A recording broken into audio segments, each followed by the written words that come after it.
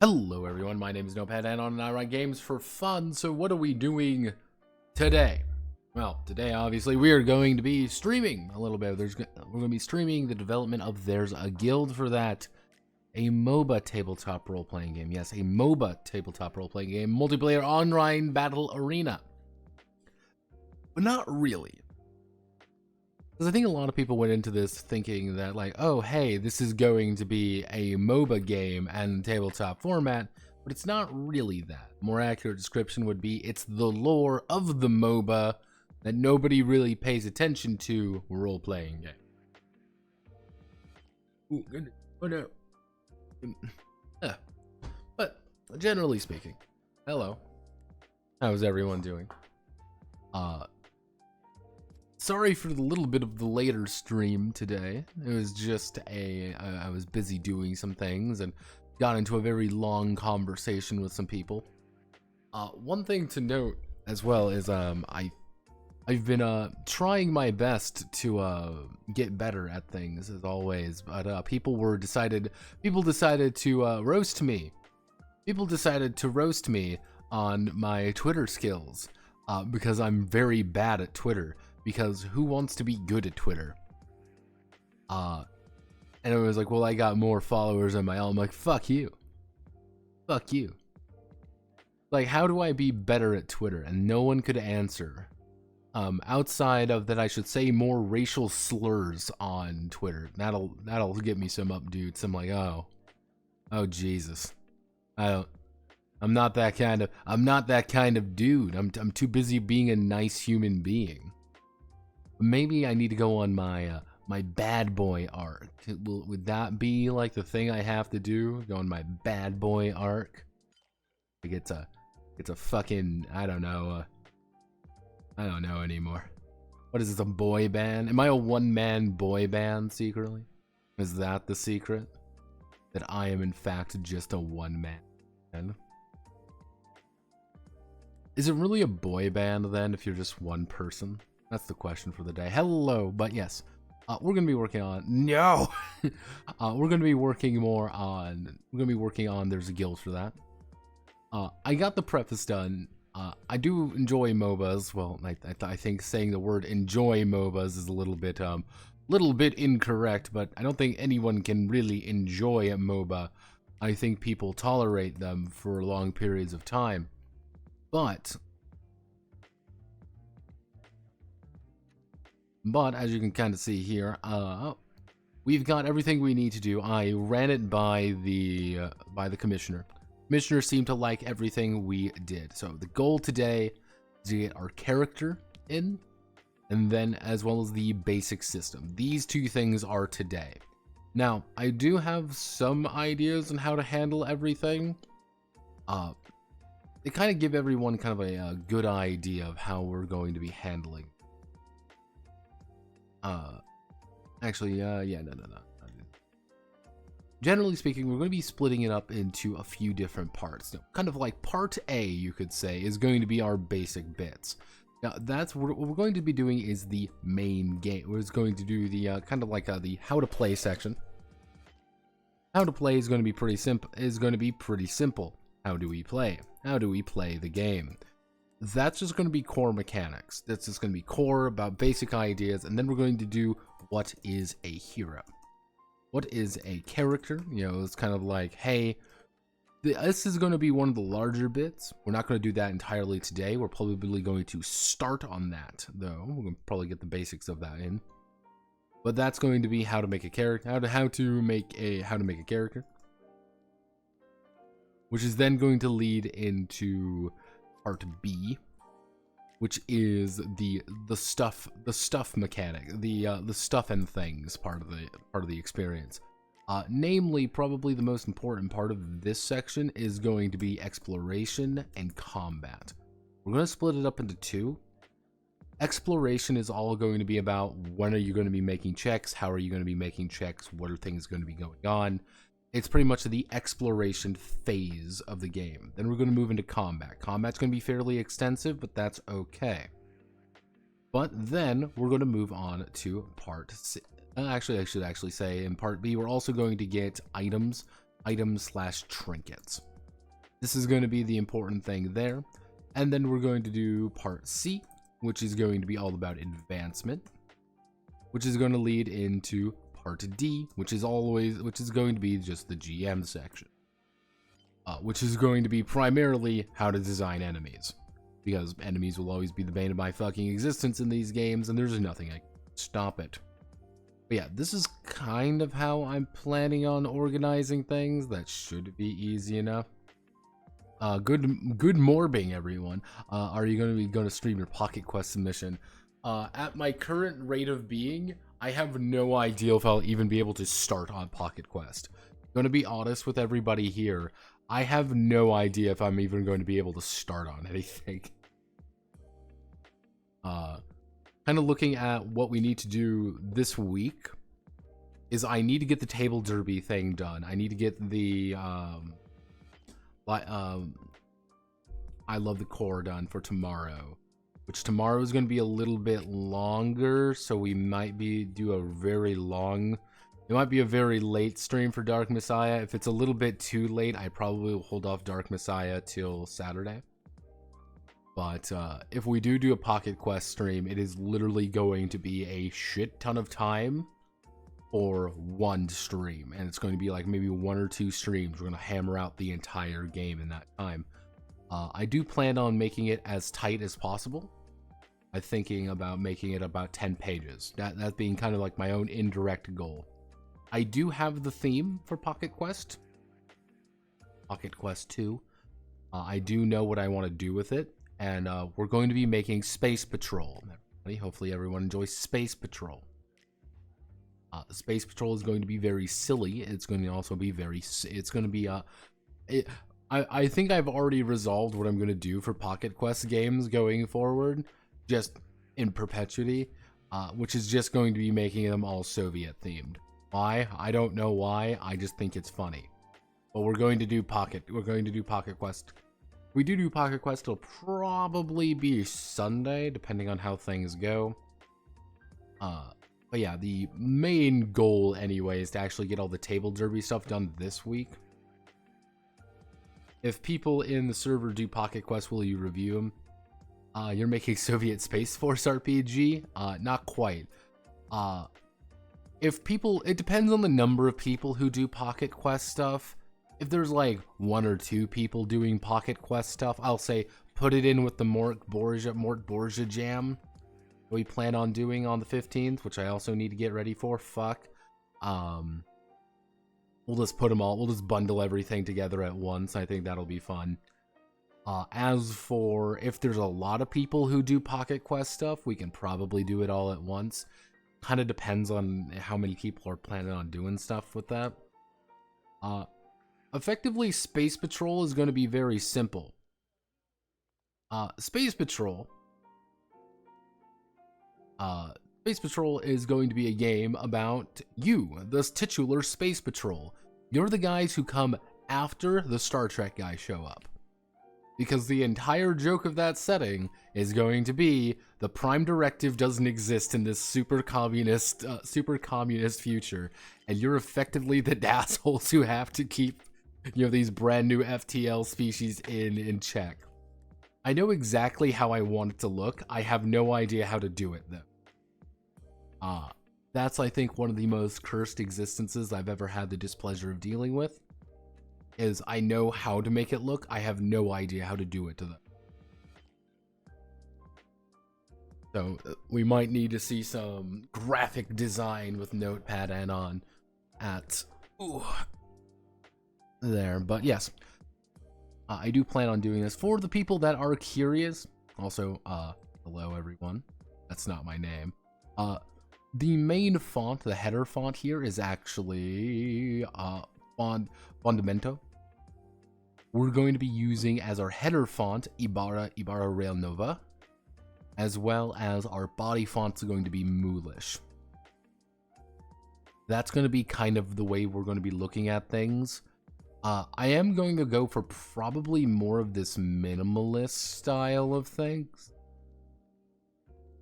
I think this more minimalist look will be a little bit cleaner in the long run.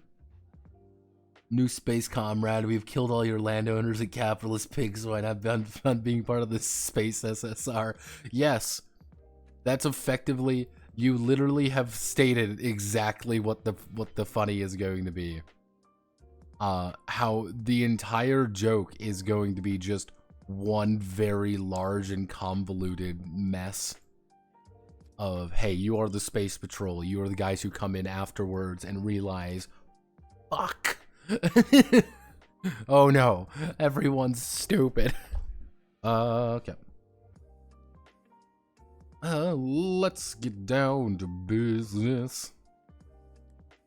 And have no fear, we do have a new manly, in case people are worried. Let's see. Why do they still have money? That just sounds like Chernobyl, the role-playing game. Not really. Oh, we got a manly co-host, everyone. Say hello to our best friend, the Courier Manly. He delivers us our goods. We deliver him from evil. I feel quite proud of myself for this one. It's just a mixture of various cursed things all at once. I think that really ties it all together.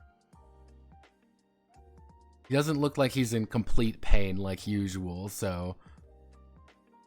Though I will say, no reward at all if you could figure out what's on his eye patch. Okay, so, Manly the Painful. There's a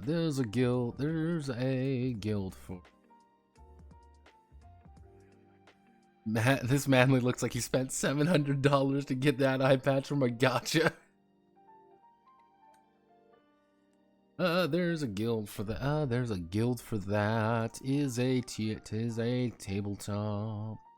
Table is a tabletop role-playing.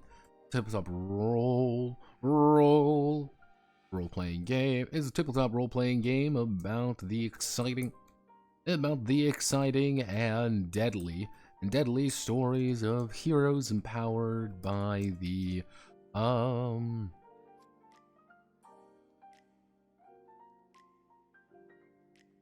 what are the primordials? Yeah, call them the primals. Empowered by the primordial, by the primals. Let's see, role-playing game with exciting, deadly stories of heroes empowered by the primals in their never-ending struggle for supremacy. As heroes, they will undertake daring quests.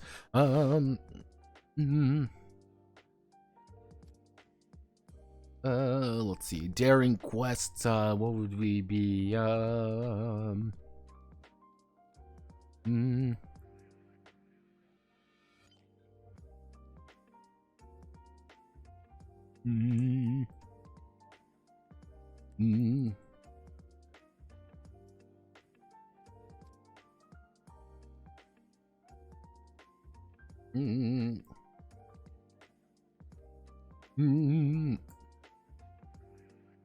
To appease their quote patron, and further their own personal goals.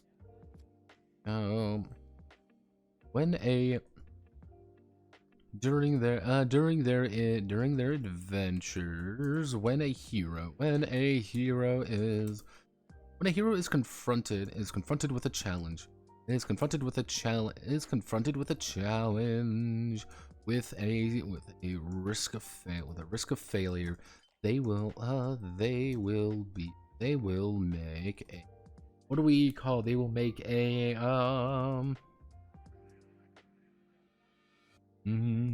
challenge check.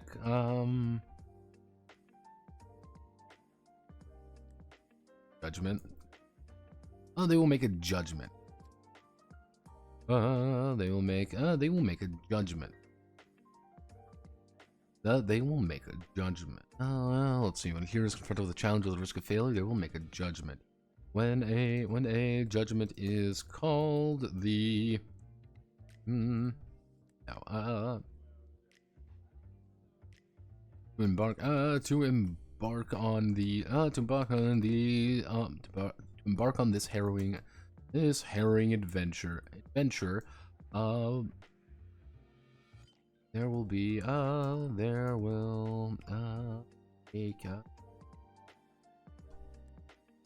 having a stroke. Oh Jesus, oh fuck.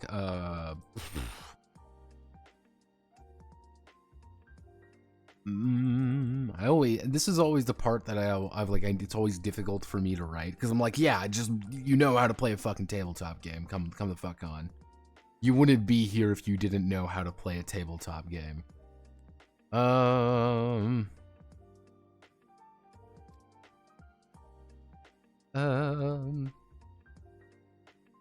Embark on this harrowing adventure. A group.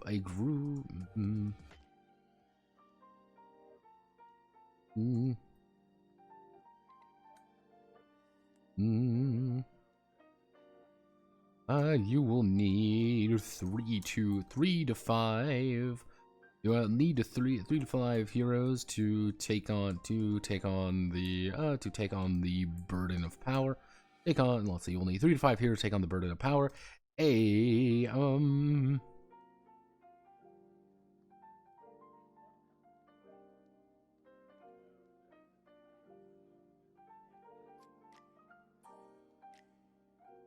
I don't really know what I would call the GM in this game. We can just go with Game Master for now.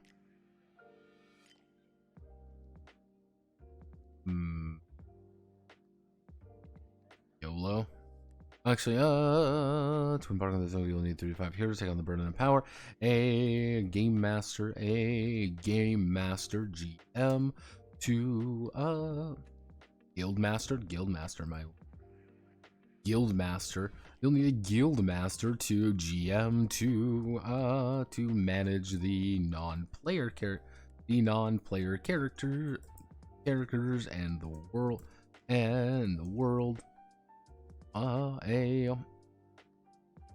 2 10-sided dice, D10 10s. Though more is actually,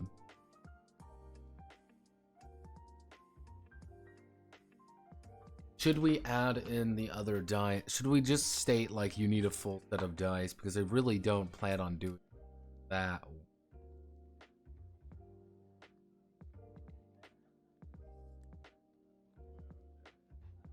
No, okay.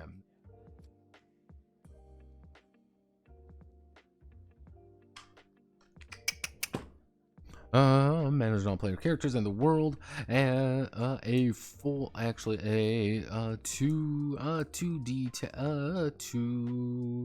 10-sided dice, two 10-sided die, dice, 2 10-sided dice, dice or die, 10-sided dice, 10-sided die,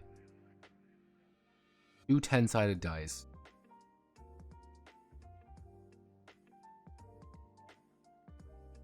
I'm gonna put a footnote. Though a full found in hobby shops or other locations, a full set D4 to D20, 2D20. A full set can also be used, and the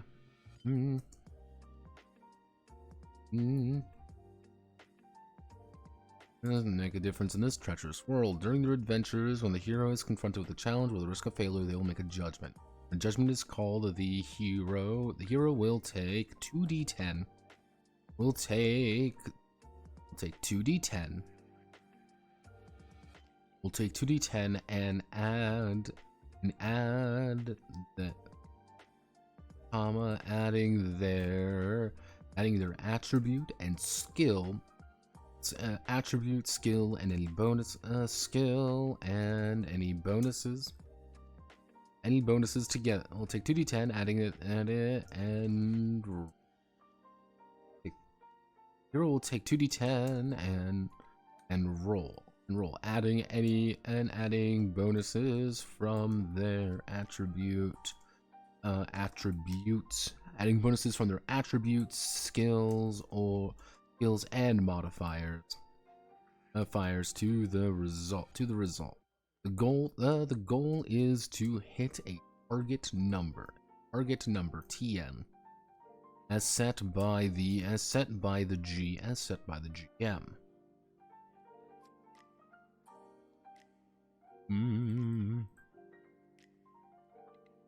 So we need to do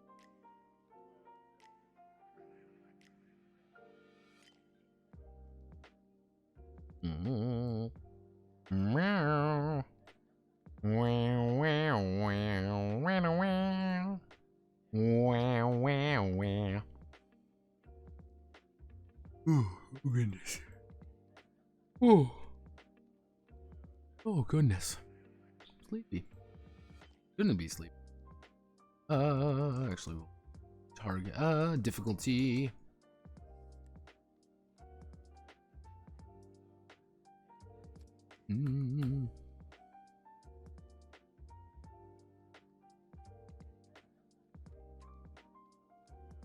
Tough 15, complex 18. Wouldn't be difficult. Difficult's not a good word for that. We'll do hard 24, painful 27, legendary. What's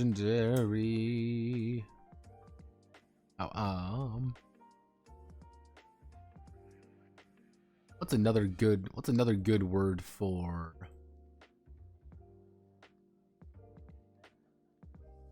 What is another good word for hard? Hard synonym.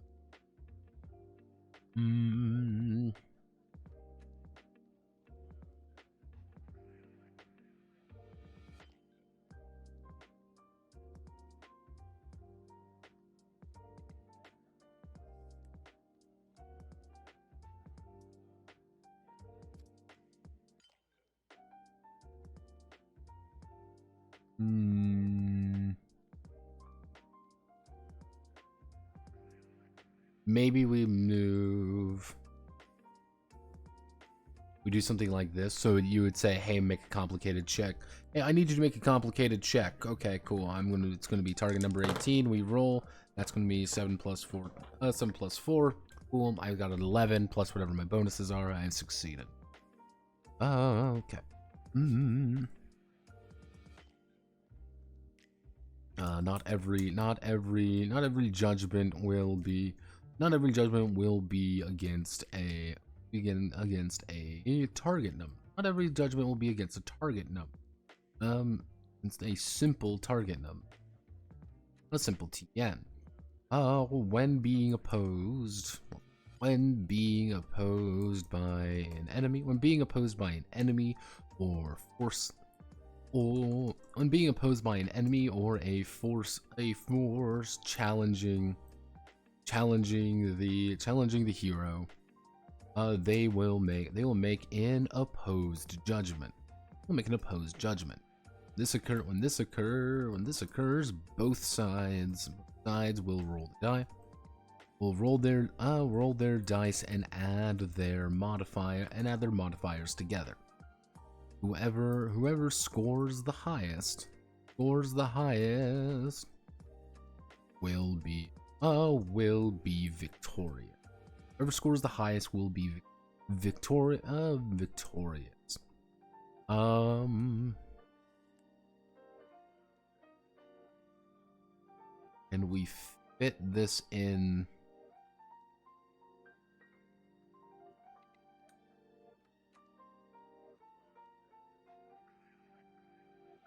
I think we can send.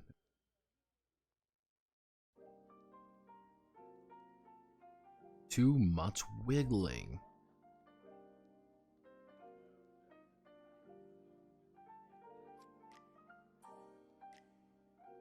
See, I watched a Defunct Land video last night. I watched it on the Wiggles Dark Ride in Australia, which I didn't know the Wiggles were Australian. I never knew that. And I watched the Defunct Land video on it, and I was like, oh wow, I'm actually very interested. And then he kept saying the word Wiggles lore, which I was dying the entire night due to Wiggles lore. Something about the idea of, yes, here's some Wiggles lore for you. It's like, of course. This is what I was missing in my life. I don't know about you, but adding lore at the end of anything gets better. Just like, it just is more funny and being like, yes, this is Wiggles lore. Yeah. Have no fear.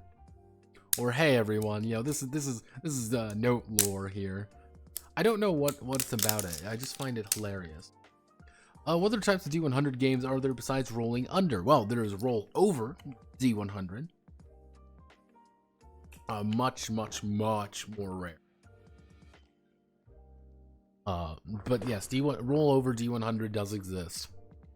If you want to be like percentile wise or just 2D10. Percentile wise, technically you can go within like a range system. Like you have to score between a certain variable. If you want to be really precise about things, you probably do. No, that wouldn't work either.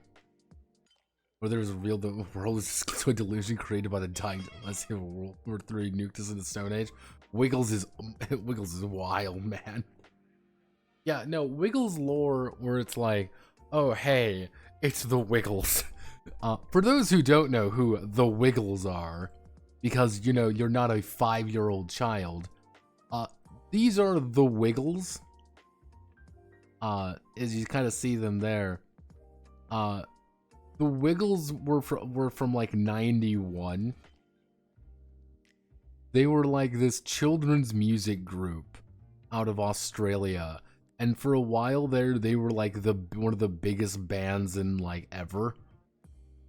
They were making like Hand Over Fist, and now there are multiple iterations of wiggling, and they would just sing like, mind you, it's just like children's songs. Like you got to remember that, like these are children's songs. And it's like, oh, what are we singing? Hot Potato. Okay, it's the Hot Potato song. When we sing about hot potatoes, it's like, oh, what's this song? You know, what's this song about? It's chugga chugga choo choo, get in my big red car. I'm like, is that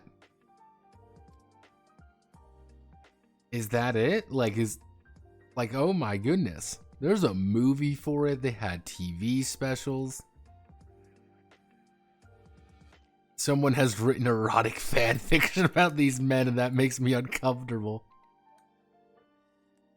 That just sound an interesting way to do something. I'm going to save that, actually. The only reason I know about them is because my brother's 10 years younger than I. I had no idea they were that old. That's trippy. I always thought they were in like 2000. They were like... The thing is, they spiked into 2000s. Like, they formed in 91, and they were like they were doing pretty good there for a while. Like, yeah, it takes some time to get going, but like kind of in that 2000s era is like they spiked in popularity. Like they were doing like concerts globally. They were doing there. It was huge. Welcome to the internet. I will be your guide. Yeah, no, Teletubbies lore. Yeah, we don't deal with Teletubbies lore. That shit's weird. But I guess that's why people keep making these like indie horror games, being like, oh no, everybody, it's Winkly Dinkly out to fucking eat your balls or something. Every single time. Every single time it'll happen. It's like, oh, here's Five Nights at Sonic's, and it's Sonic selling you some. It's like every single time. It's the same idea. It's like, here's something childhood innocence, and then like, let's pervert it to make it evil. Or it's like, oh no, we're going to eat your face off or something. Or, oh no, it's secretly like everyone's on fire or something. Hey, Wiggles lore already has the weird talking tour. But yeah, if you do get bored, if you do just want to learn something interesting, just go to Defunct Land. Go to the Defunct Land and watch the Wiggles video. The Wiggles video, it's 40 minutes long, and it is one of the most fascinating things you will ever watch. Because it's like, you learn so much about it, even just about Australia and stuff. Though I will also say, if you have not watched the feature-length movie of the Disney Channel theme, A History Mystery, if you have not watched that, do it. Do it now. Stop watching this stream. Go watch the history of the Disney Channel theme. Dun dun dun dun. You know exactly what I'm talking about, don't you? You can hear it in your head. It's right fucking there. It is an hour and a half long. And it is fascinating. But I love Defunct Land.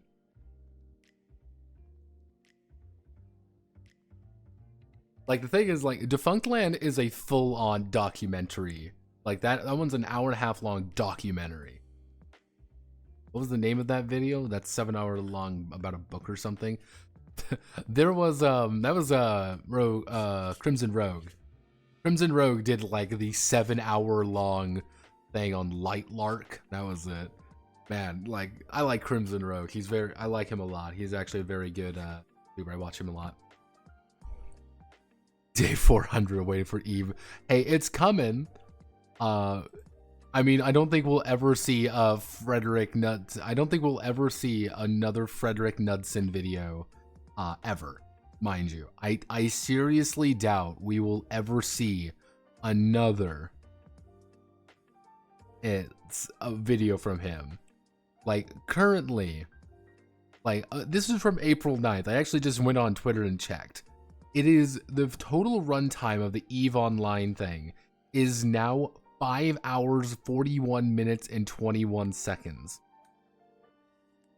You know, the 13 hour. Crimson Rogue. Rogue. As in a rogue. It's a rogue agent. It's a rogue damage dealer. I don't fucking.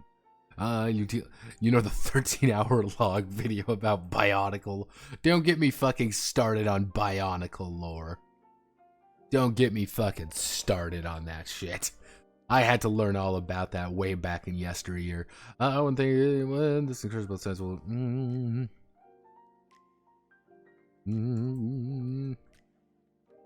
another kind of judgment. Another kind of judgment is an extended judgment. It is an extended judgment. The GM will set a target number and a time interval. Minute time interval, minutes, days, minutes, hours, days, weeks, etc. Etc. When making a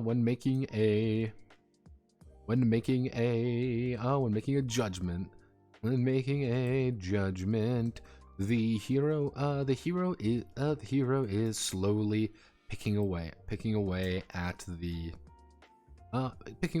the difficulty of the slowly picking away at the target number over the course of time. If a hero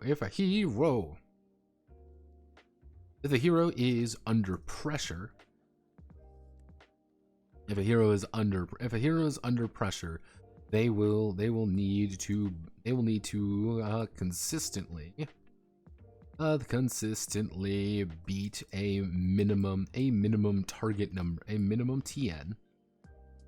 Taking away at the TN. Again, they'll need to beat a consistently beat a minimum TN. TN each interval. If they fail three times, the project is bust. Pretty much the idea is like, if you are not under pressure, if you are not looking down on if you're fine, then you're not gonna have to worry really about this. Looking down on you, looking down on me. Yeah, you're not really gonna have to worry about making those extended judgments at all. All you really need to worry about is doing it. Is it going to take you 20 minutes to do a thing, or is it going to take you 5 minutes? If you roll really well, you're not going to have to worry about it. But hey, if every hour you can make a check and it's like target number 30, that might take you 2 hours. It might take you 1 hour. It might not do anything. You don't really know. If it's like, hey, every day you can make a check to do something, and it's like the target number is like 70, then slowly and steadily you're going to be making that check, and it's going to be okay. I knocked away like 10. And next day, I knocked away 15.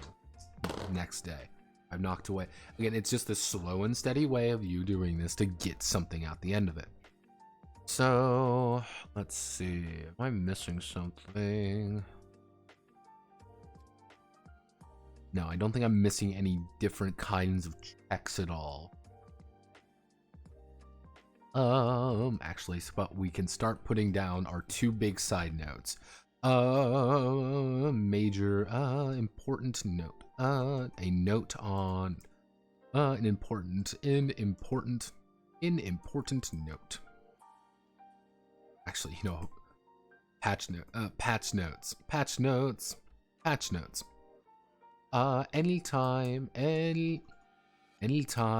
there is actually, what I'm just going to put this in its own so people see it. Anytime there is a fraction,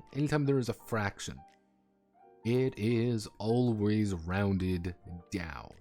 If there is 12.5, 12.5, if there's 12.25, 12.5, or 12.75, it will go down back to 12. It'll go back down to 12. If there's a fraction, it's always down. If there's a fraction, it's always rounded down. Heroes will always have priority during ties, allowing them. Heroes will always have we'll do important notes. The big three. Anytime there's a fraction, always be rounded down. Heroes will always win ties. A tie between 2 heroes. If a tie between 2 heroes, whoever has the highest attribute, skill, and then roll will succeed. And the final one, what was that going to be? The final one,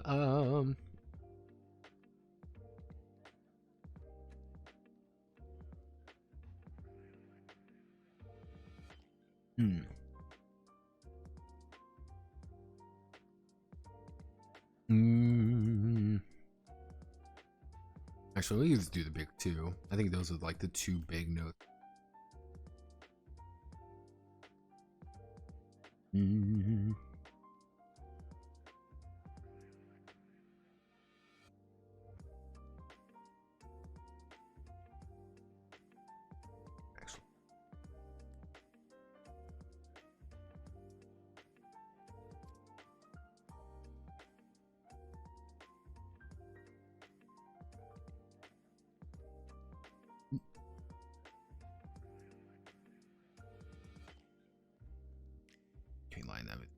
we go. And we slap an image right there.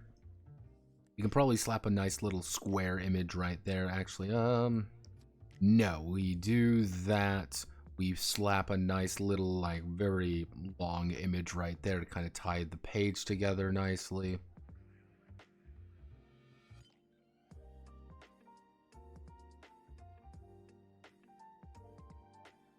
I think I can get away with this. You know, I think we can get away with this if I do that.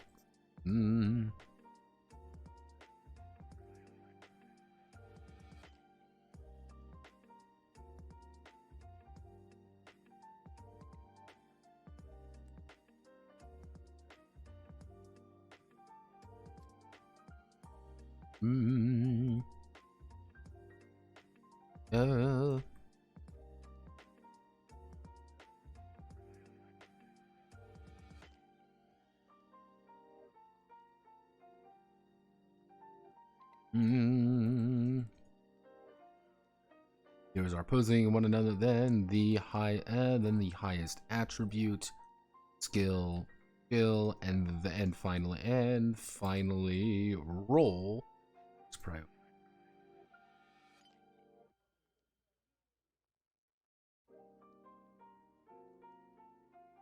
There we go. We have enough room to slap something we want in there. Cuckoo choo choo. So now we're going to add in.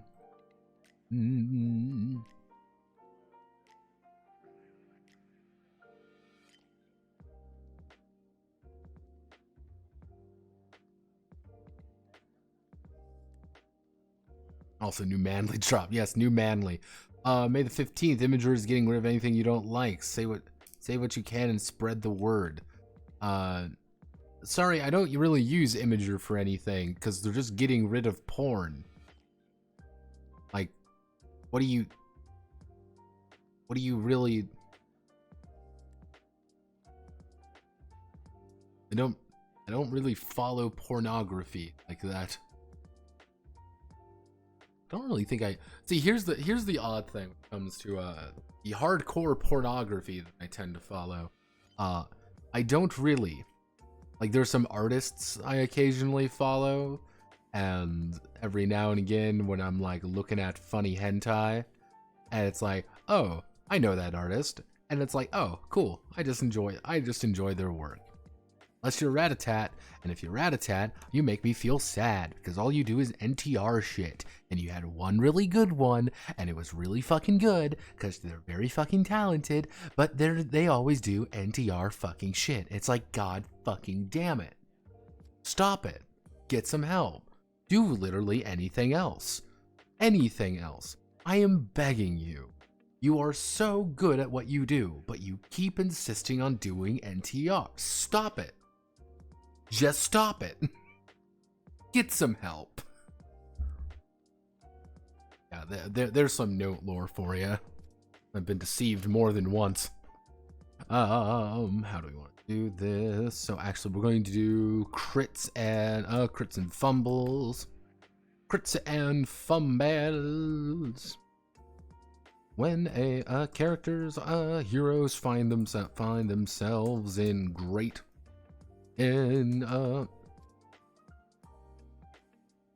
it's always a sad day when you find an amazing artist that you realize outside like 3 things, the rest is Guro and NTR, and it's always like, oh wow, like this is really good, and then you like oh no, not like this, no, and like no.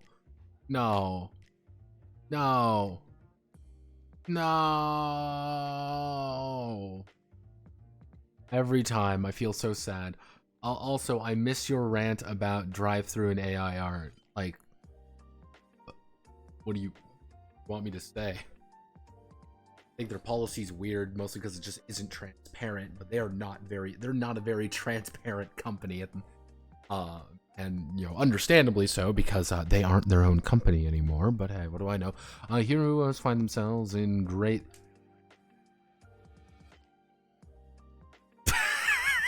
It's like how the only functional romance mod in Star Sector is called Rape Sector, because its primary focus is rape. It's like, God, no. Oh, God, like, no. Let me just zoom around the stars. I don't want to think about that. Like, no. Heroes find themselves in... Well, that was like me when I, like... Because if you want a funny story, the guy who did Nagatoro, the guy who has done Nagatoro, I knew Nagatoro was a webcomic before, so I'm like, you know what, this artist, I've heard that this artist has done some stuff previously, so I went digging a little bit, and then I found some of their old stuff. I'm like, wow, like, okay, you know, Nagatoro used to be a complete, I'm gonna say this nicely, bitch. Nagatoro was a terrible person in the webcomic. Like, just horrible. I'm like, okay, alright, okay, I mean, what's this other one here? What in the fuck is that monkey doing? No, Mr. Monkey, what are you doing? Monkey. You're not monkeying around. Yeah, no, that was probably one of the most horrifying things I have. Like, so I'm like, what the fuck? Like, what the hell? Hero find themselves in great... no, Mr. Monkey, no, don't see. Fuck off, not monkey around.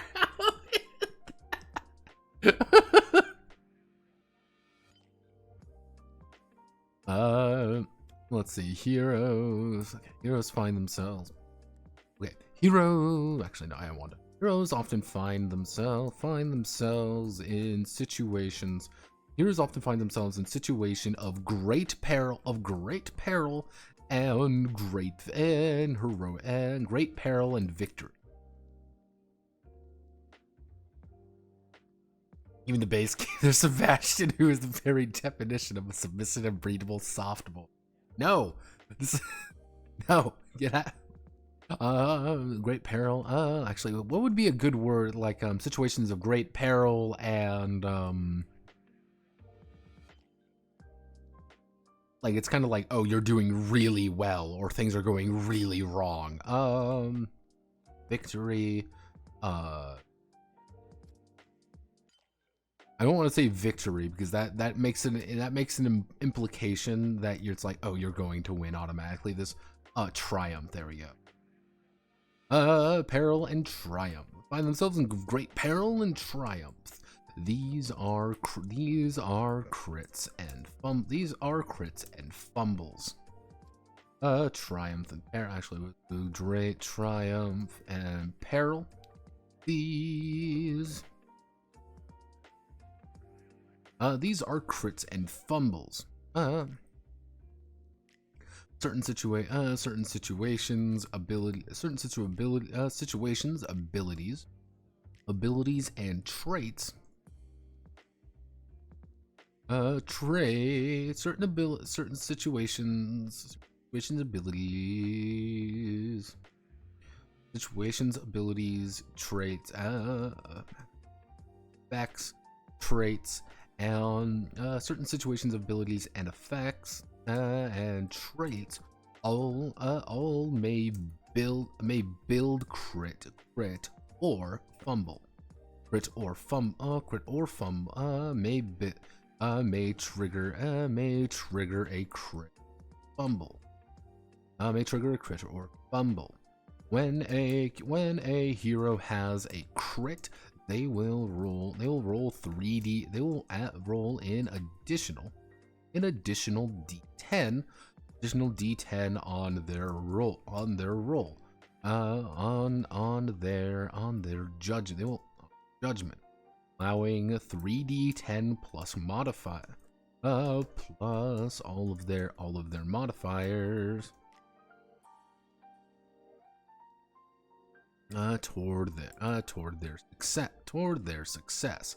If a hero, however, a fumble has the removes removes a D10. Removes a D10, forcing them to roll a 1D10. Only one 10. Roll only 1 10. Managing crit and fumble. Crit and fumble. Counter one another. Hello, phone. If a hero has crit but gains fumble, they will have neither. But if the situation were to give them two crit or two fumble, they would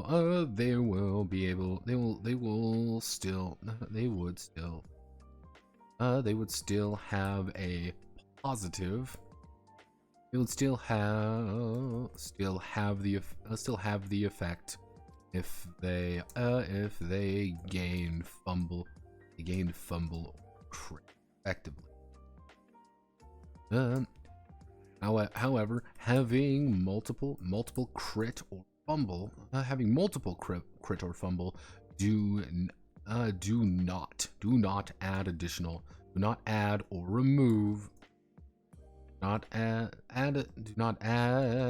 remove additional die from the judgment.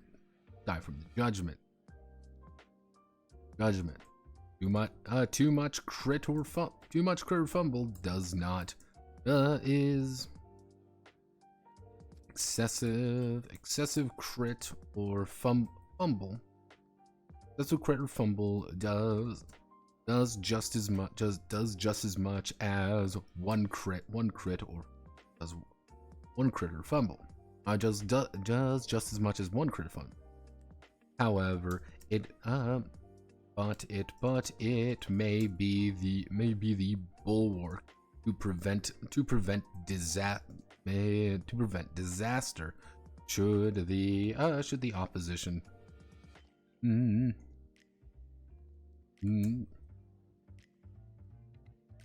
There we go.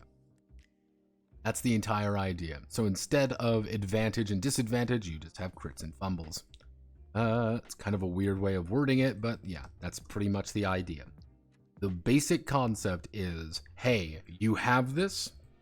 It doesn't do any more. You're always only just going to roll 1, and you're always just going to roll 1. And you're only going to lose 1. However, the only real pairing, though, is your Fleet X took damage from asteroid impact. So true.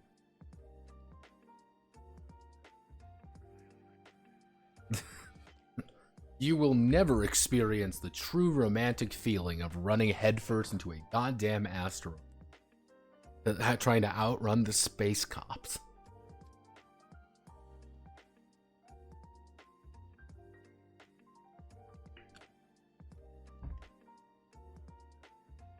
It's smuggle o'clock, everyone.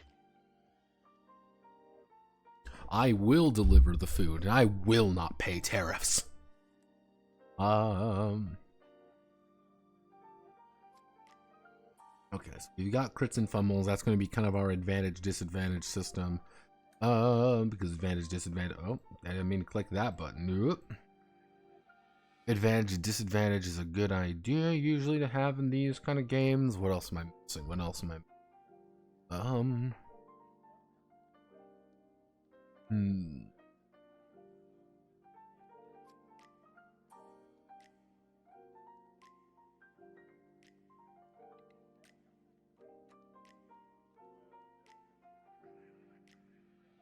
I don't know. Here's what we're going to do, though. We are going to add very important note for this game, which is we're going to say the assumption of competence. Actually, assumption of heroism. The rules of this game. The rules of this game. The heroes are actually assumptions of heroism. Hero, heroes are exceptional individuals. They are above and beyond others around them. Whether it's vast intelligence, hulking strength. Hello, phone. My mother has discovered the Dusk Till Dawn movies, so she wants to tell me about. But she should always watch Dusk Till Dawn. Very good movie. Whether it is vast intelligence, hulking strength, or cunning wiles, the heroes are heroic. Under this assumption, heroes do not need to roll for most mundane problems for them. Any hero can safely be expected to perform up to their capabilities. Any hero can safely be expected to perform up to their capabilities.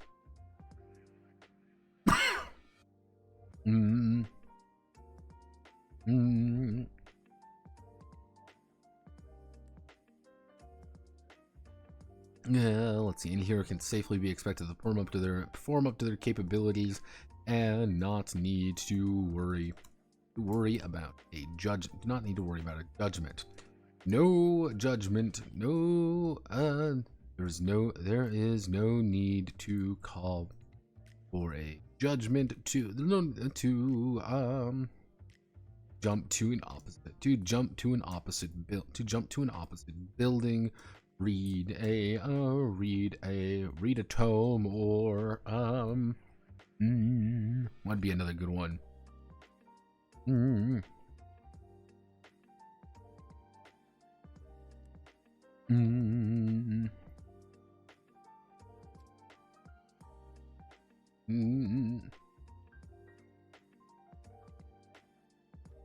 Or convince a friend of good intentions.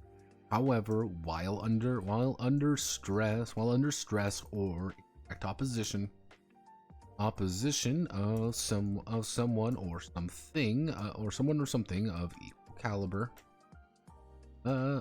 they will need to make a judgment. They will need to make a judgment. Leaping to an opposite building as arrows fly around them from a burning building. Translating a tome written in a language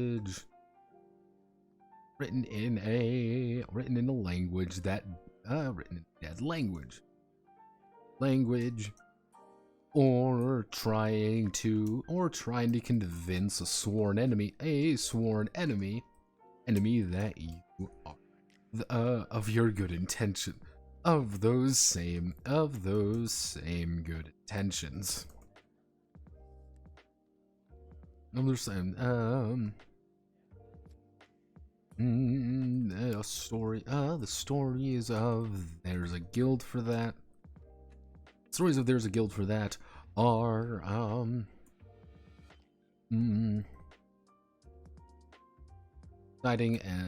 exciting and hectic. Do not roll when appropriate. Judge when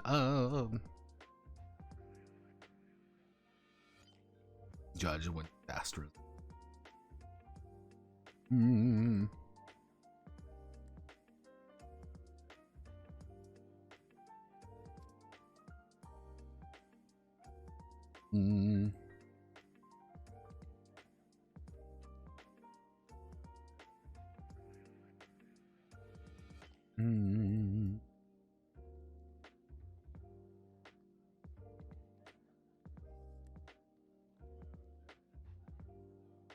The stories, if there's a guild for that, are exciting. Stories of guilds for that are exciting and hectic. Roll when appropriate. Judge when disasters on the line. Did you watch that movie with your mother? No, Pat. No, I did not watch Till Dusk Till Dawn. I actually watched that by myself one day. Start with High, then dissolve the Grand House movies. Or High Production Value and devolve in the more Grindhouse. That shit's expensive. That's most horror movies, let's be honest with ourselves here. Break a window. Yeah, it's the idea is, if you're making a big, exciting, super big, like, holy shit, this is like the moment.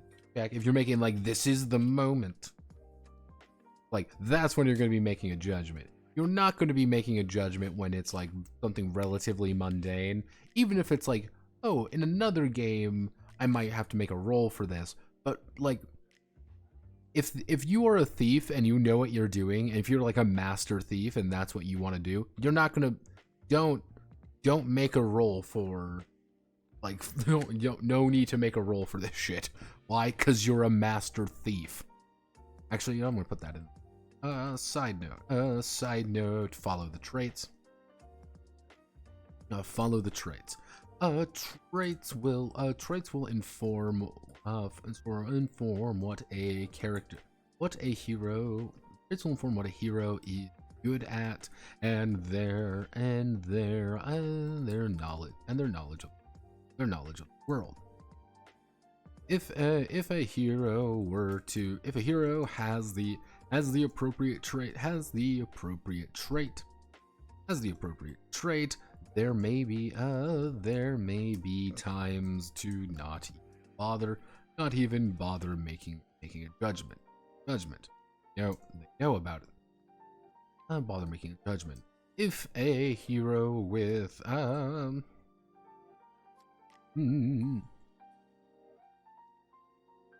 King of Thieves, with the King of Thieves trait attempts to pick a lock, they won't need to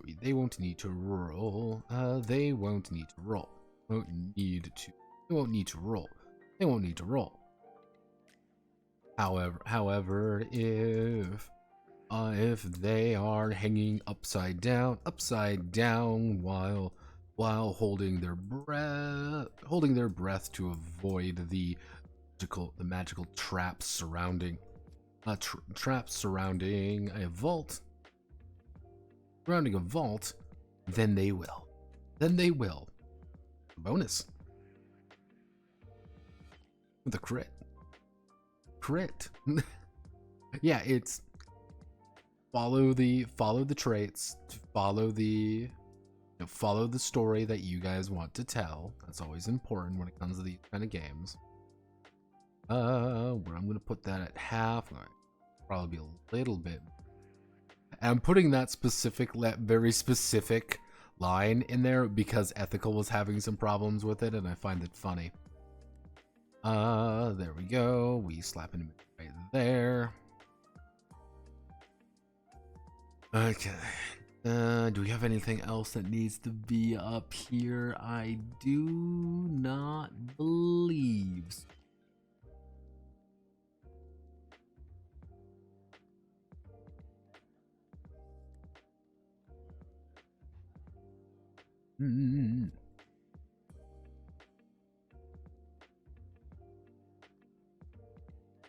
Oh, did I open you up? Nope, stop that. Stop that right now. Stop! Out of curiosity, did the Soviets just win in your space patrol setting, or is the Cold War still going with Russia and America both colonizing their own worlds and staring at each other menacingly on Earth? The having problem with a line of what you write, a true classic TM. The big thing when it comes to that is the joke is going to be Space Patrol was a television show. Back in the 70s, Space Patrol was a television show that aired in the USSR. And as a television show in the USSR, it was subject to some jank, little bit of jank, but it was pretty much the entire idea of it's definitely not Star Trek. And because it was definitely not Star Trek, there were some issues with it. And that's going to be the entire like thing with the actual game. Is this is a game that is about a show that doesn't exist. That's going to be the joke kind of thing. It's like, yeah, this is like a not really even a show that exists, but here's like how what happened in this fictional television show that I'm going to create. Isn't definitely not Star Trek, just space capitalism. The entire thing is how do I want to word it? The Soviet, it's kind of like the Soviet television guys saw how popular Star Trek was. So they're like, oh, well, we can just make our own, except it'll be Soviet and it'll be better. And instead of the Federation being weaker, it'll be super cool and super strong and super big because that means we're better. Fuck your prime directive shit. Everyone should experience communism. And that's going to be the joke of the book, kind of. It's like, yeah, this is the recovered document of a show that doesn't really exist. Kind of like how Henshin Hero is the fake show that was a USSR knockoff of Star Trek. Yeah, effectively. Now, if I want to be really, really, really high concept with it, we make it about 12 pages, with the entire idea being that this was an actual game written way back in the day, back in like the 90s, about the show that has just been recovered. That's the entire idea. It's like, yeah, this game isn't done because we haven't found the entire thing yet. This is just a small snippet of the actual full game. We can play it, but we can't play the whole thing. There was an entire other section of the book that we just don't find. That would be ludicrously high concept, and I don't know how I would pull it off. Like, this is the game that doesn't exist kind of thing. It would be very high concept, and I don't quite know how I would do it. It would have to be a very specific series of events to do it just right. Yeah, go to page 37 for shipbuilding rules, but there's only 20 pages. Yeah, and it's like, and there was, effectively, there would be a little translation note from me being like, we have scoured everything. The shipbuilding rules are untranslatable. The scan is fucked. We can't see it, we cannot use it. We're abandoning that a section. We don't know really what it's about. Shipbuilding rules cost 7 coupons. And here's the thing is what I could do is I can actually get multiple badges doing it. Because what I can do is I can get my my friend Manly. I can get the real Manly to actually do some quote translation work. And probably just put some like Russian in there, being like, this is what this is saying here. This is what it's actually saying. This is how we've interpreted it here. And like have like sections of the book like just taken out, which is like, this is nonsense. We're removing this.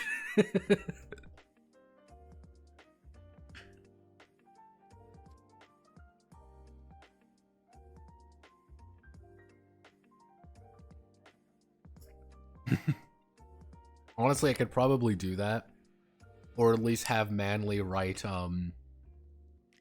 What I would need to do is I would have to get Manly to write out something.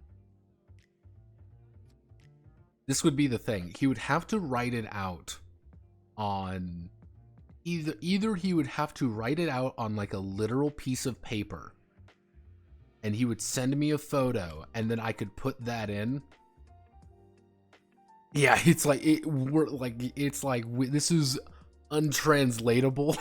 Like, just because it makes no sense. I ran it by Russians. They do not know what the hell they're talking about. Yeah, it's like this is literally an RPG of a recovered show that nobody remembers and no one cares about, but I felt like sharing it with everyone on here. If I get one person, a single person asking, is it okay for you to upload this, I would have succeeded. It would be over. I would be the real hero, and that's all I need in my life.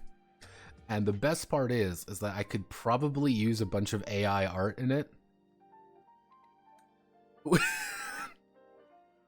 Yeah, it's just like, and there's gonna have to be sections where it's just like, we remove some of the, and there's gonna be like a little disclaimer note being like, hey, remember that this was kind of an older game from the it was kind of from the 80s, and it was really kind of not good in any capacity, and it was about a show from a different time.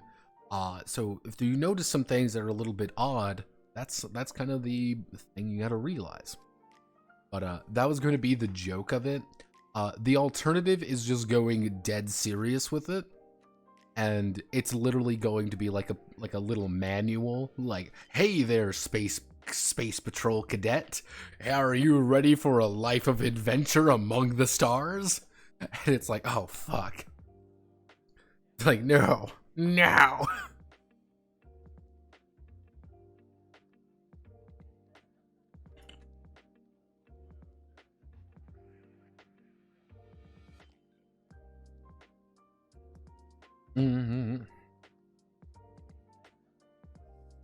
Okay, so forging a oh,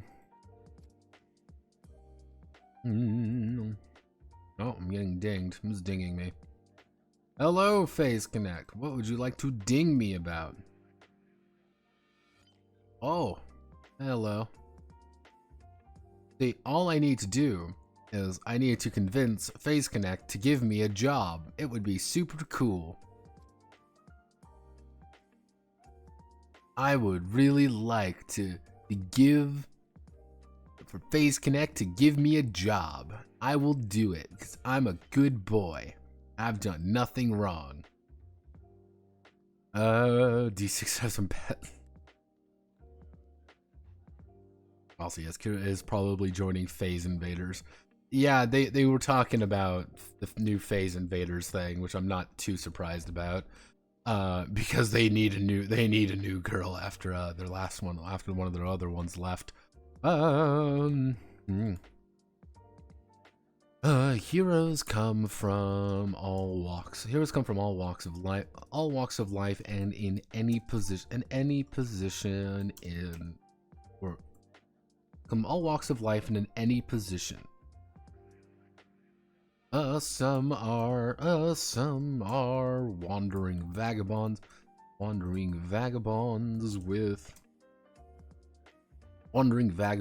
while some are wild, while others sip from the cup of royalty. However, something in their life. But all of that changed when something happened to forever shift the trajectory of their life. Shift the trajectory of their life. To forever shift the trajectory of life. The primals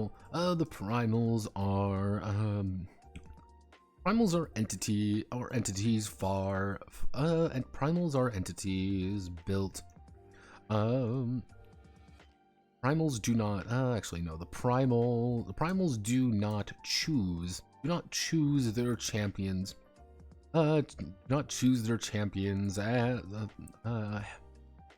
From a roster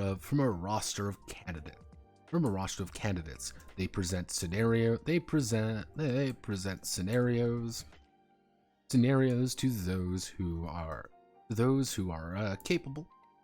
Let's see. They present scenarios to those who are capable and bestow power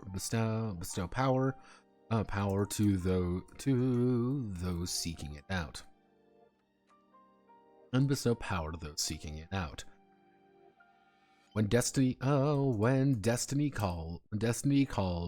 heroes pick up the line. When destiny calls,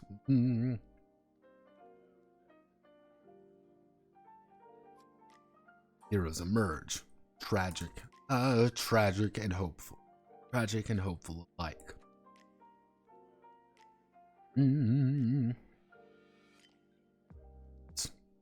The first, actually, the first major thing a hero must do is choose a defining trait. Let's choose a defining trait from the list below, or consulting with the GM.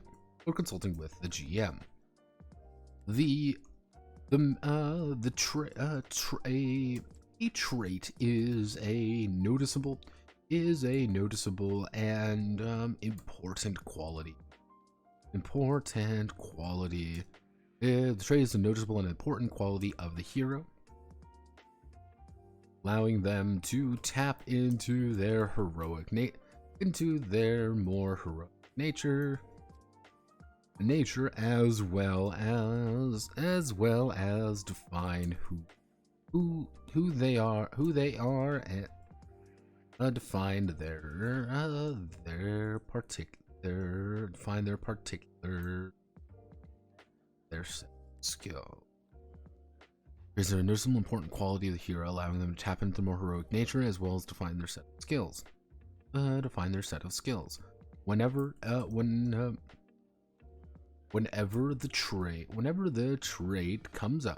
the trait comes up during the adventure, they will always have a crit. They'll always have a crit. They'll always have a crit to that judgment. Whenever a trait comes up during adventure, they will always have a crit to that judgment.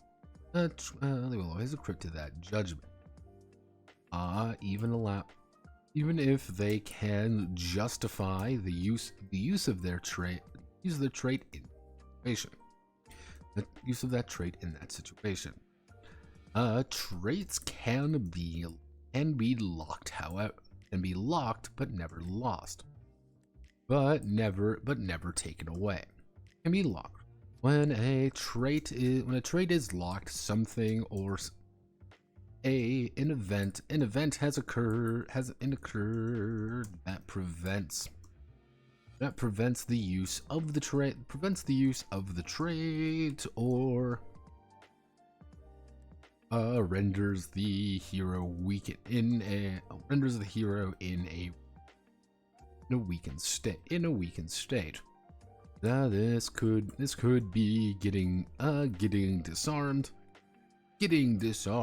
running out of materials at a crucial moment, or even being psyched out by an enemy. Being psyched out by an enemy.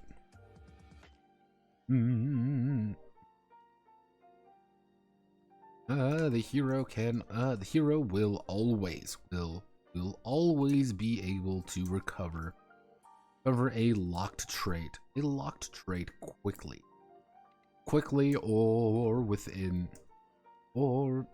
always be able to recover a locked trait quickly. Bringing them back up to fighting strength. At first, the hero will only have their main trait, but at level 3 and 5, they will choose an additional trait. They'll choose an additional trait to round out how they approach the world and the situation they find then.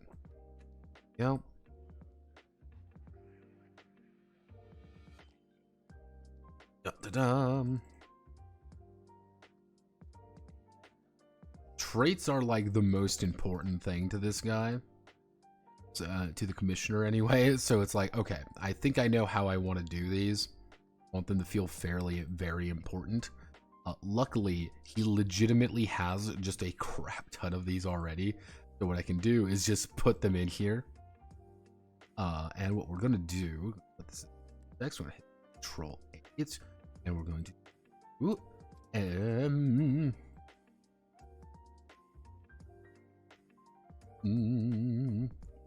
trait description example.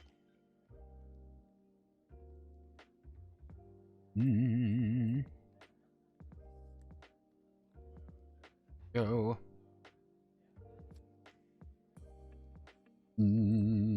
Curio, unique item, or trait, trinket of significance. I'm gonna have to rewrite some of these and make them sound a little better, but hey, that's what I do best.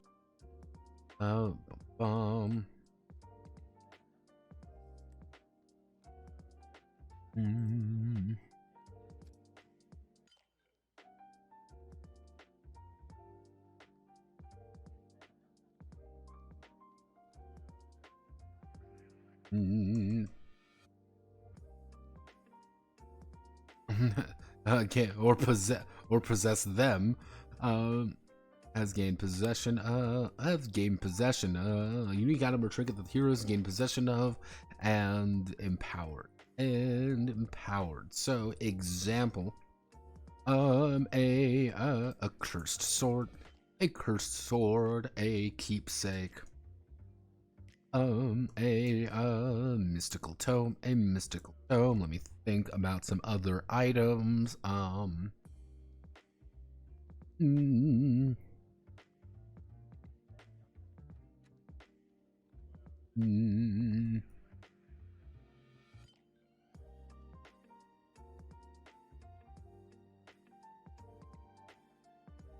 Tiny flying machine. Let's see, the stress management game, void burn, slipping up, definitely would be hard. Oh god, people have been, oh no. SeaWorld, only with sunglasses, hairdo. Henley, let me see. And Pikami is probably the next V Shoujo girl. Oof. That's gonna be a pain one there. Right, a VTuber TTRPG Lamau. Well, technically, ReYouTubers will come out eventually. Not to die inside about the cringe super chats. See, effectively, the problem with a VTuber RPG is that you would have to make two decisions. Either you do it like, oh, here's the lore, quote unquote, of the VTubers, or you would have to make, what was that game? It's, Needy Streamer Overdrive, that would be it. Something, yeah, handling drama and the like, whole thing. Silly one popped in my head, a war game that mechanically rewards you for insulting, trash talking your opponent. It's, the thing is, the amusing thing, like, with that, it would be literally Needy Streamer Overdrive, where it's like, yeah, it's a solo game about making sure either making sure a VTuber is staying alive, or literally a company game where it's like, you have an entire stable of these girls, they are all going Monera every day. Make sure they don't fuck up, you're going to die. Have fun. It's like, no! Luckily for, again, ReYouTubers is gonna come out eventually, and when ReYouTubers finally comes out, I will go over it, and I will make fun of it, and I will try to convince this week's waifu to give it to me, and it'll be great. I'll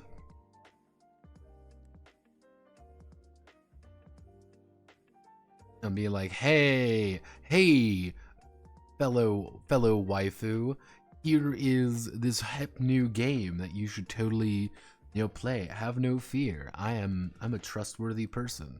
Please love me. I'm very lonely. There we go.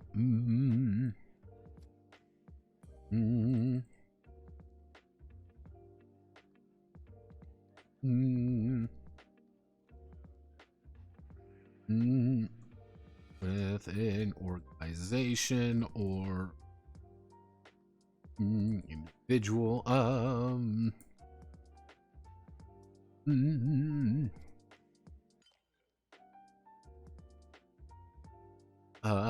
Member of the royal family, king's personal assistant.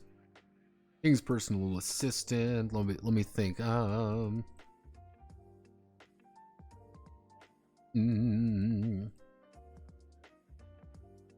see. No. Member of the royal family. What would be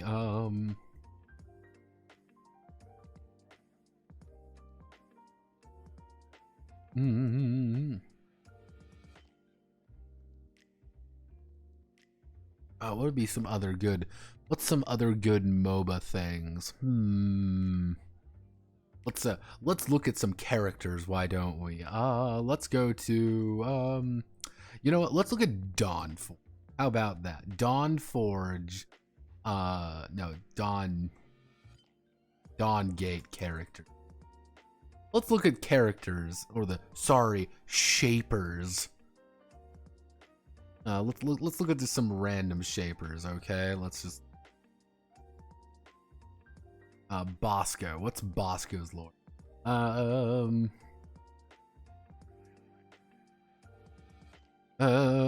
Spirit's will, meet again someday.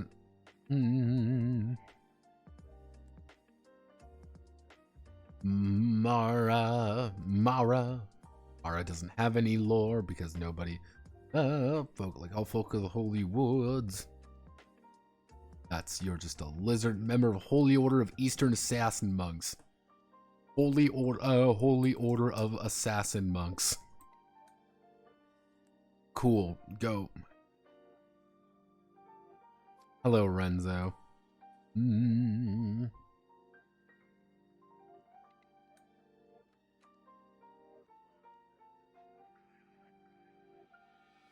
God, look how overly large everything is. Kagan. Let's see. Ella. Where was the one, like, main villain guy? Wasn't the King of Masks? No. Wasn't Michaela? Wasn't you? The bandits, where was the main bad guy? Like, I remember he had, like, the ability of, like, murder. It was, like, his ability, Fenmore, that was it. This was the main villain, right here, was Fenmore. And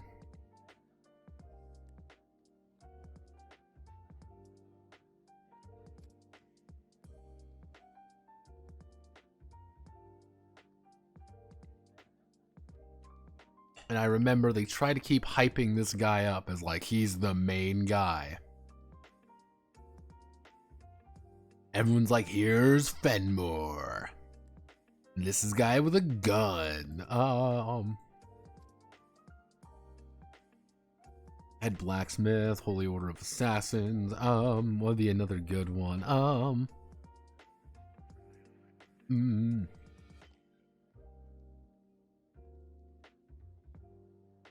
Okay, fighting style.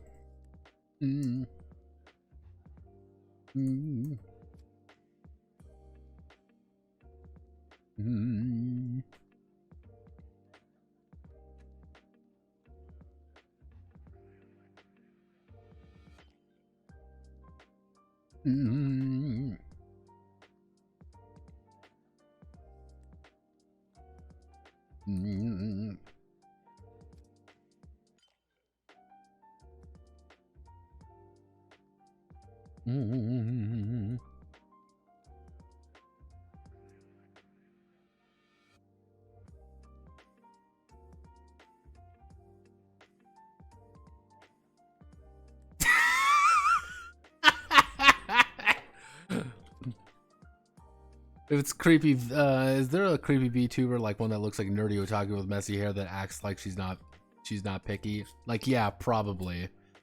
I think there was an attempted one, and they actually tried to get buy the rights. They actually did a big old thing when it came to it, but the EA didn't want to give them. Are you taking inspiration from the Wetsuit RPG? Maybe, maybe not. Depends on how I'm feeling. But yeah, no, Manly, I don't know what you're talking about. It's not necessarily Teemo, because I kind of give a little bit of everything. We've got Courier in there. We've got a little bit of Teemo hats. I thought that was the most appropriate hat for you. We've got a Dota 2 ward in there. I mean, if we really wanted to be, again, no one's been able to guess what the eye patch is, and I'll give you a hint. It's the most popular game in the world.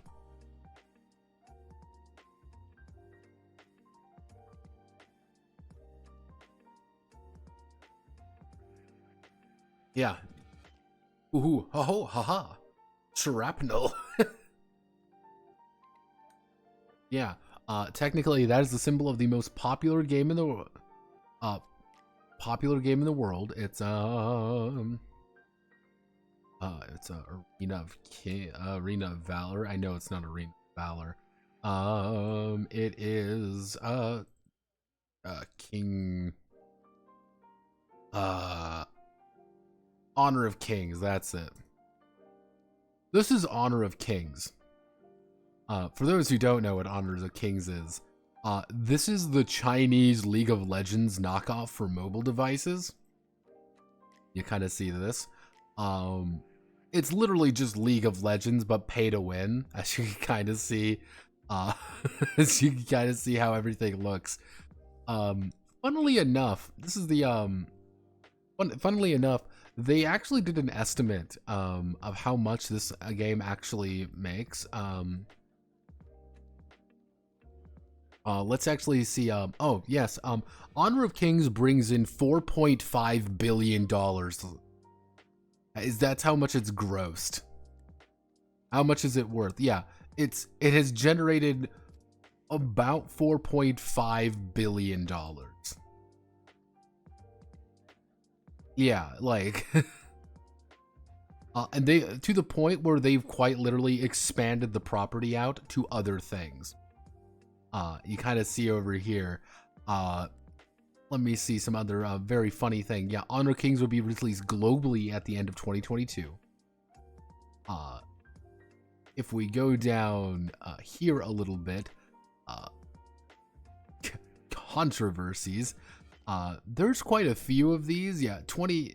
Yeah, roughly speaking, it's worth about $2.5 billion. If we're looking at the full franchise, it gets a lot bigger because it's actually quite a lot more.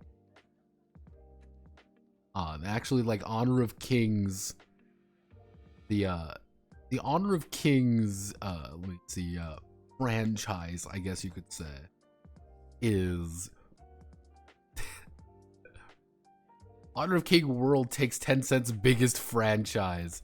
Yeah, they have Honor of Kings World, don't forget, because that's a completely different thing. This was a new open world action RPG, which is Genshin Impact, Monster Hunter, Honor of Kings, money laundering. Like, it's absolutely bonkers of how big Honor of Kings is. Isn't Arena of Valor is the Honor of Kings. How do I want to work?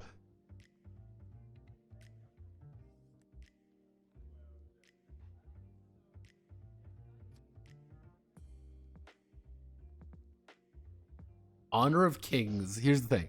You have Honor of Kings, and Arena of Valor is the knockoff, the international knockoff that Tencent made for the international market, but they're now unleashing Honor of Kings in addition to Arena of Valor, which are the same game, by the way. And this is why Chinese games are bad.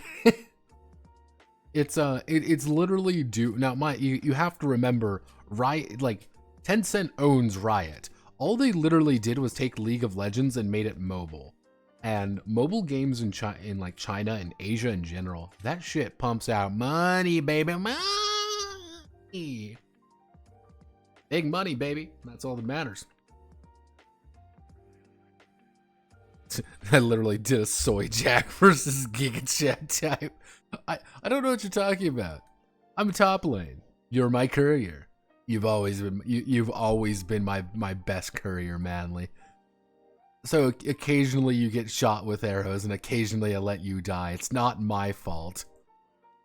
Let's see. 3-Fist Boxing, Grand Pyromancy.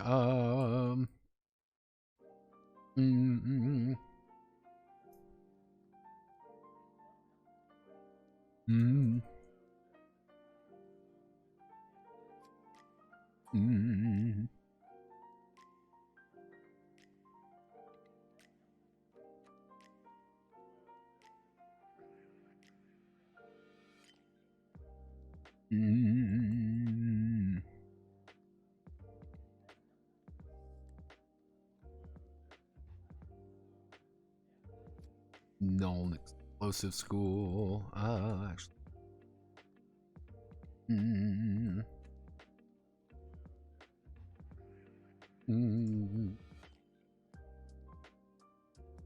Age, not explosive school.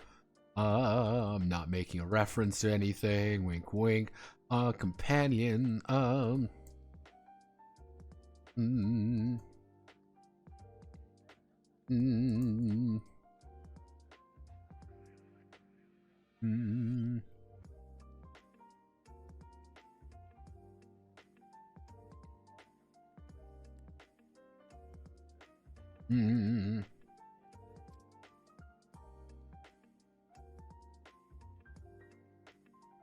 Let's see. Stalwart companion bound to the service. A magic cat. The spirit of a relative. A remote drone. Oddly intelligent horse.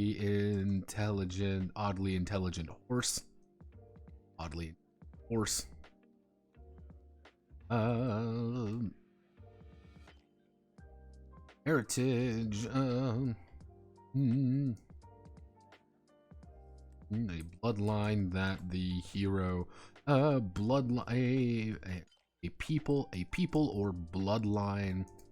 The hero has that influences their abilities. Beastman, merfolk. What would be some other good half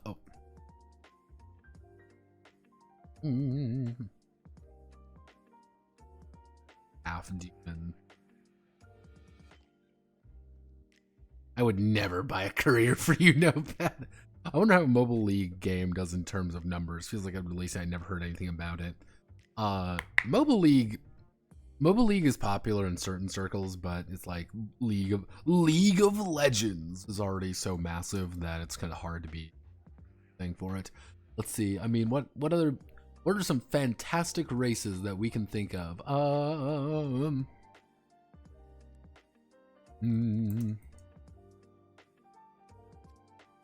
Why don't we go to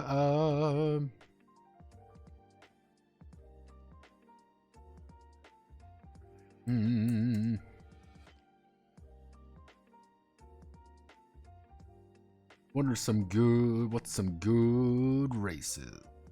What are some exotic? There's some weirdly exotic creatures that we can draw from.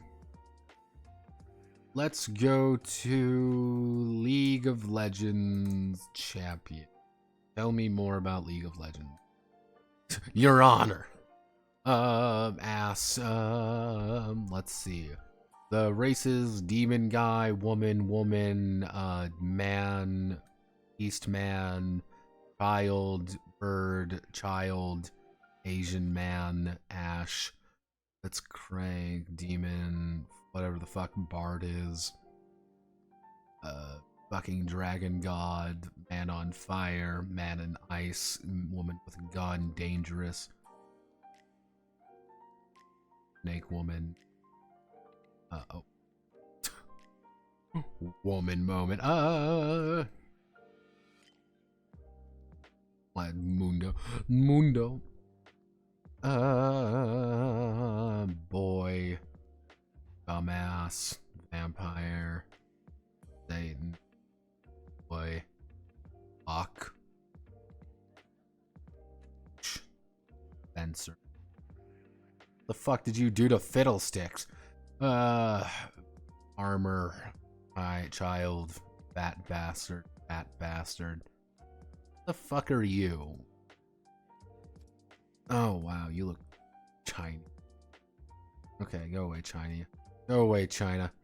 I don't need you right now. Fuck are half these characters? What do they do to them? I mean, hopefully that.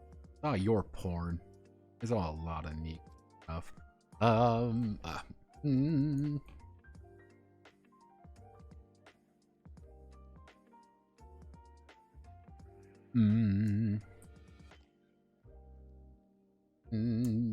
Personality trait, heritage, or personality trait, background, or nature. The hero is defined by the gentle giant, the grumpy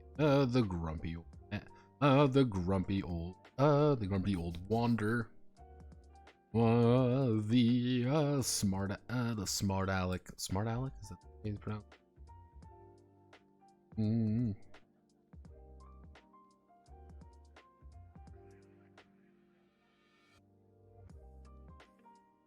The wisecracking. The wisecracking kid. What would be some other?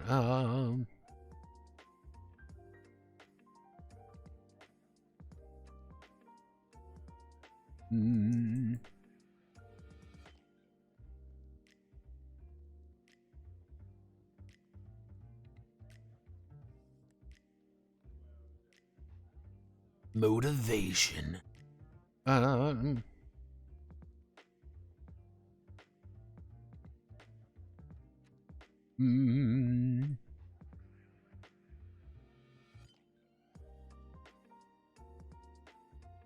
I'm feeling motivated. The area which the hero came from. The hero came from.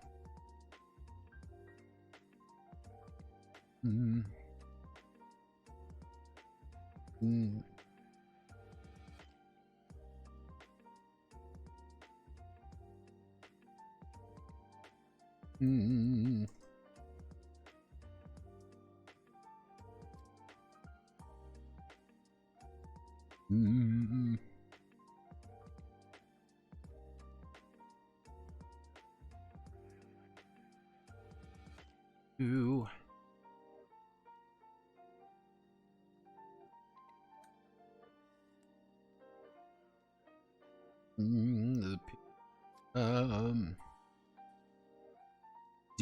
Deity, powerful entity. See, deity, powerful entity, or another otherworldly entity that the hero derives both power and influence from the god of the dead, the primordial aspect of the flame, the crimson moon,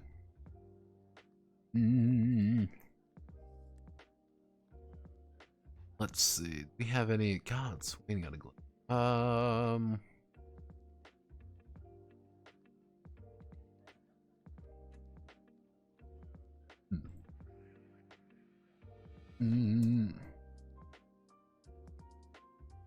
Abyssal creatures.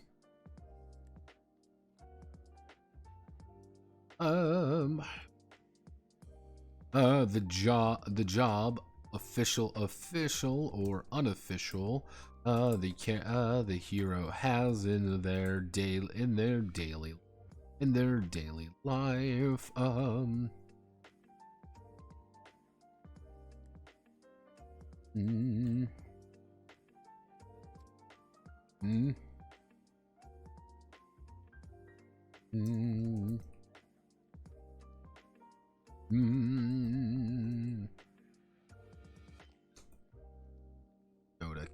Dota characters. Tell me more about Dota character. Dota. League of Legends. Your Honor. League of Legends. So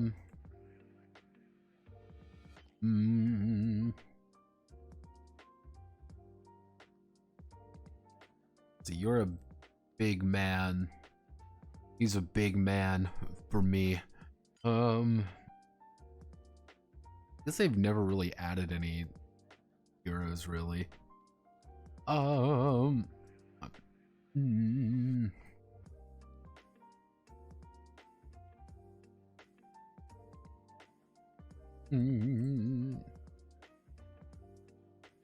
Courtier, King of Thieves.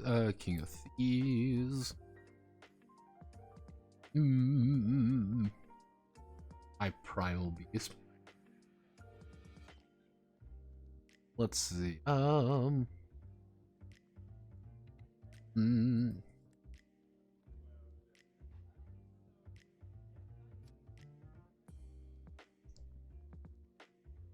Or some other one. What are we looking for here?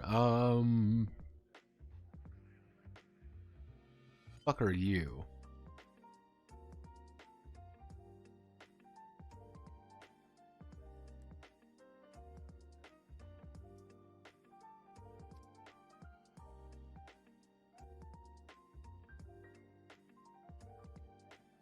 No.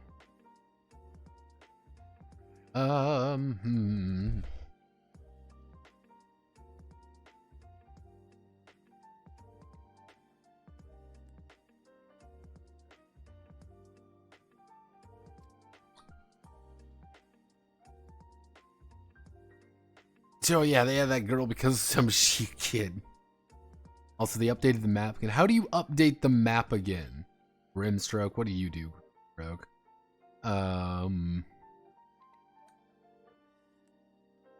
Cultist power. An extraordinary, and potentially dangerous power that the hero is able to master. The hero has mastered.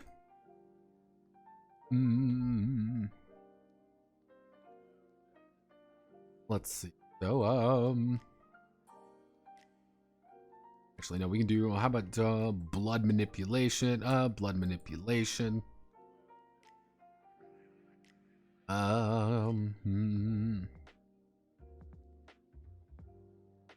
Hoodwink. Hoodwink looks like he needs to be nailed to a cross real fast. Oh well, look at the time, everybody. Looks like someone needs to be nailed to a cross. My god, Dota 2 heroes have 0 lore. Oh god, Skywrath Mage. I remember playing Skywrath Mage.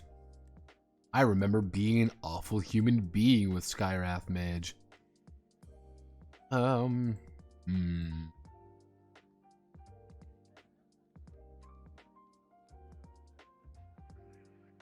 allowing that. I know what he's saying. They're too vaguely ethnic characters. The Japanese paint guy and the.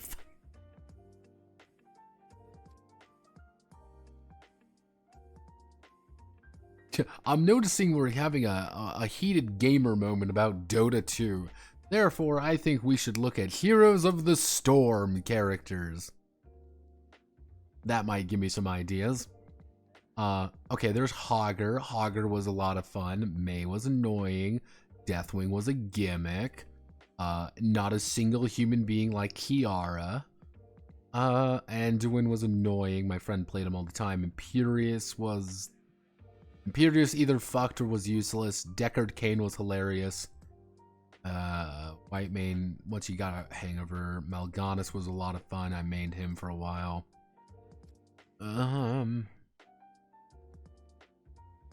Tracer here. Hey, it's my Tracer. It's me. It's me, Tracer. Oh no. Yeah, technically we would have our exactly 2, mind you, heroes unique to Heroes of the Storm, which was Kiara and Orphea. Anyone who played Orphea deserved to get hit by a car. Anyone who played Kiara, good on you, brother. You tried. Because you either died immediately or we made fun of you.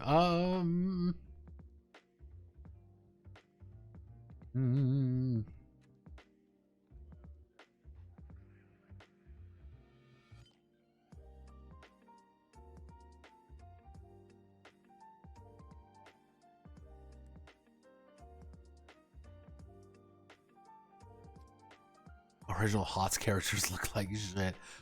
Orphea had an interesting design because she like floated around everywhere.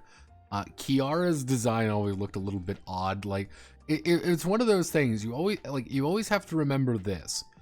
Picture Orphea here, except you now have to like fight next to like fucking Mal'Ganis. Like, okay, there's a little bit of a comparison there. Oh, have no fear. Here's Diva.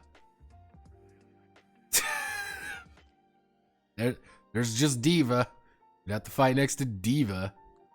Or you get some of the stupider ones in, like fucking Sergeant Hammer. Sergeant Hammer was I think she was like a dwarf because she was super tiny, but she just had a fucking tank. Let's see. Powers.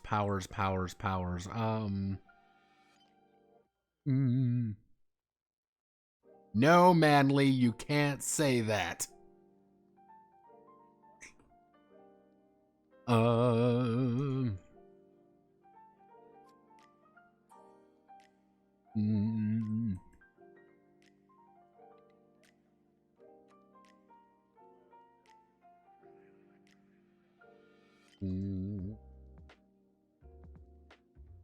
Let's say like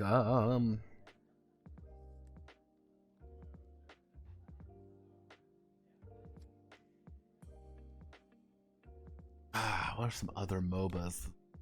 There are some other MOBAs out there. Like what did you recommend for powers? Magic powers, superhuman senses. I guess we could do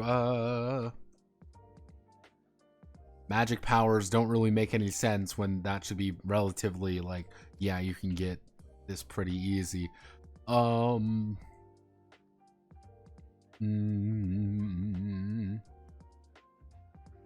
oh.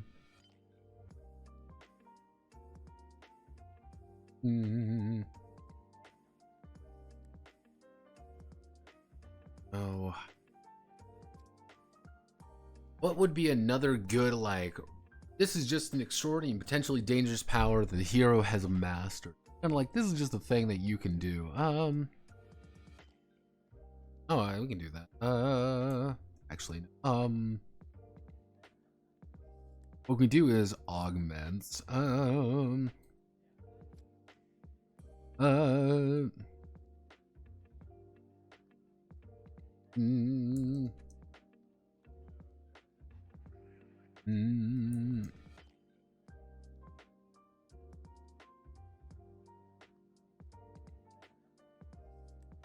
Granting them both power and survival. Mechanical arm. Magical orb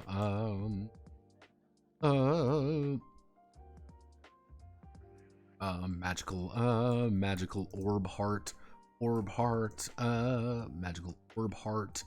Alchemical concoction. Alchemical concoction. Mm.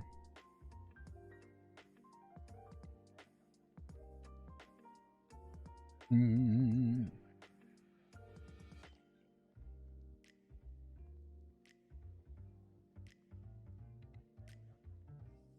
Mm.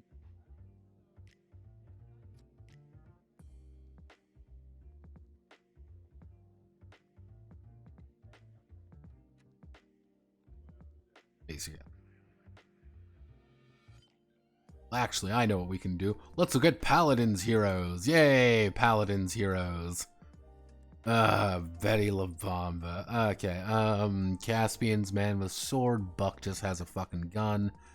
Yumi's stupid. That's a literal goddess. That's a literal god. Oh, Nyx. Hi, Nyx. You have a gun. You have a gun. You have a bow. Everyone makes fun of you. Vora Vors people. You're dead. Seven has a gun. Tyra has a gun. Rom has a gun. Ray has a gun. Eldamba's got funny snake. Bomb King has bombs. Azan is Azan. I think we can. No.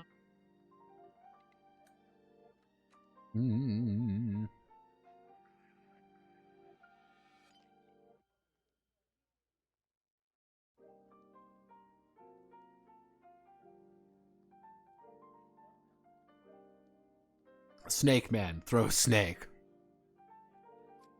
You already gone biological, like a la cyberpunk body swapping or a Cruelty Squad-esque biopunk. Balance is not a MOBA, it's a hero shooter, you cunt. It's the same idea, Manly. It's the same idea. Walking beehive, maybe with like magic bees.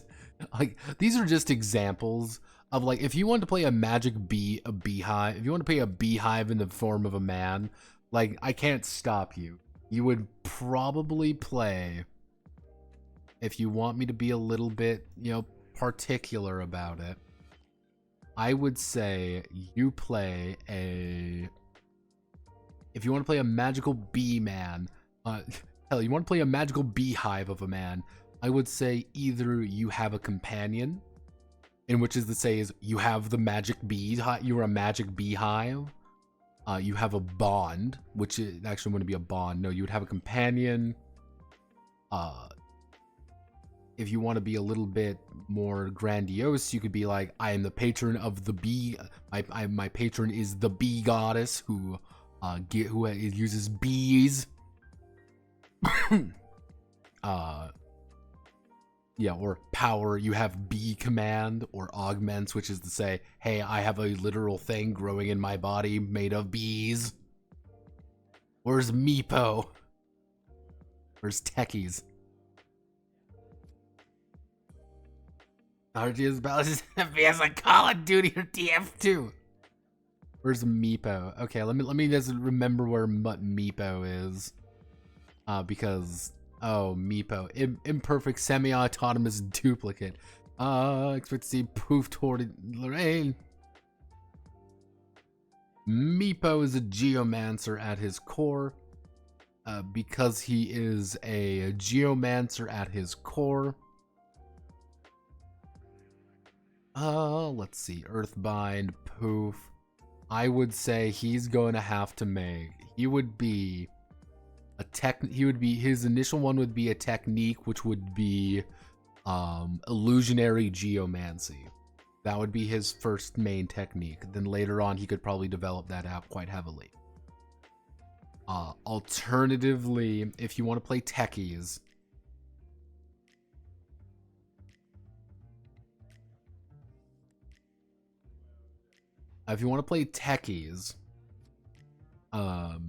you can go down the route of, let me just do techies, Dota 2.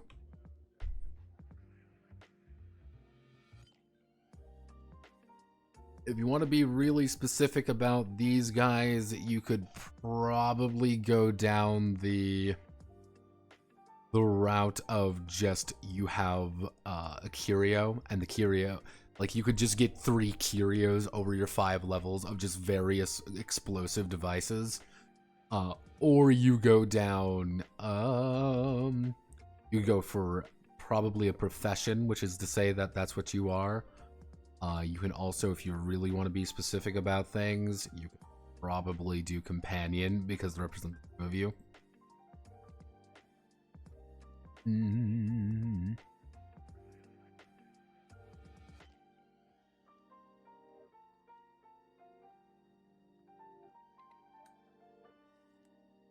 Okay, so augments, bond, companion, curio, heritage. I'm gonna put a quick footnote. Heroes can be of any race or species, of their choice. Selecting heritage is either a unique or either a very unique one, or one that represents a significant aspect of the hero's life. It's being a human will never be a heritage. This is the idea what I'm going with here. Being a human will never be a full heritage. However, I am a human of the Weasel Wazzle clan or whatever. That would be one. You are a hero of the Weasel Wazzle, and because you are that, you have some special bonuses and problems that you maybe have to deal with. Hey, I am a dwarf. You don't need to select anything to say you are a dwarf. You just happen to be a dwarf. However, I am an iron fist dwarf, which is to say that I am literally a dwarf made partially of iron. Cool. That's your heritage. That's who you are. I am a gnome. Cool. What's the idea of being a gnome? What's the idea of being an elf? Things like that. What's the thing called tritophobia? Yeah. We're not invoking tritophobia. Sorry, kids. I mean, we can look at other exciting MOBA games, if you would like, Manly. Would you like to look at more exciting MOBA games with me, Manly? I mean, I think I like bees. So, okay, here we did pretty good here. We got a little bit done. This took far too long to get, but we want to be, I mean, gigantic game, heroes. Ooh, Taito the Swift. Literally he is.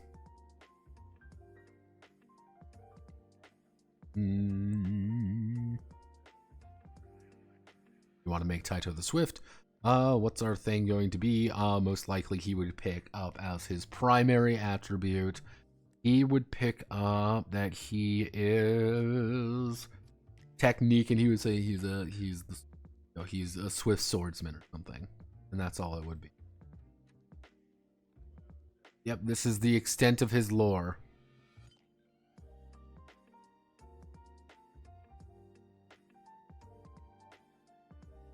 Yep, this is Taito. Welcome to Gigantic, a game that died on its fucking face because it wasn't very good. It tried. Okay. I'm gonna call it there. I think we got a pretty good amount of stuff done. That's a mask, thank you very much. He has a mask. But yeah. I'm gonna call it here. On Friday, we are going to probably get as much as we can with character stuff done. My goal is to get character creation done on Friday. To get that done, we've got past one of the major hurdles. We got all the traits done. This is a major, stepping stone. If holistic Noe has his options. Probably based on TV shows that don't exist, like a knockoff Filipino cartoon anime show. Yeah. One of the ideas in the Mort Borgia Jam is literally just having to make an RPG based on one of Mort Borgia's books.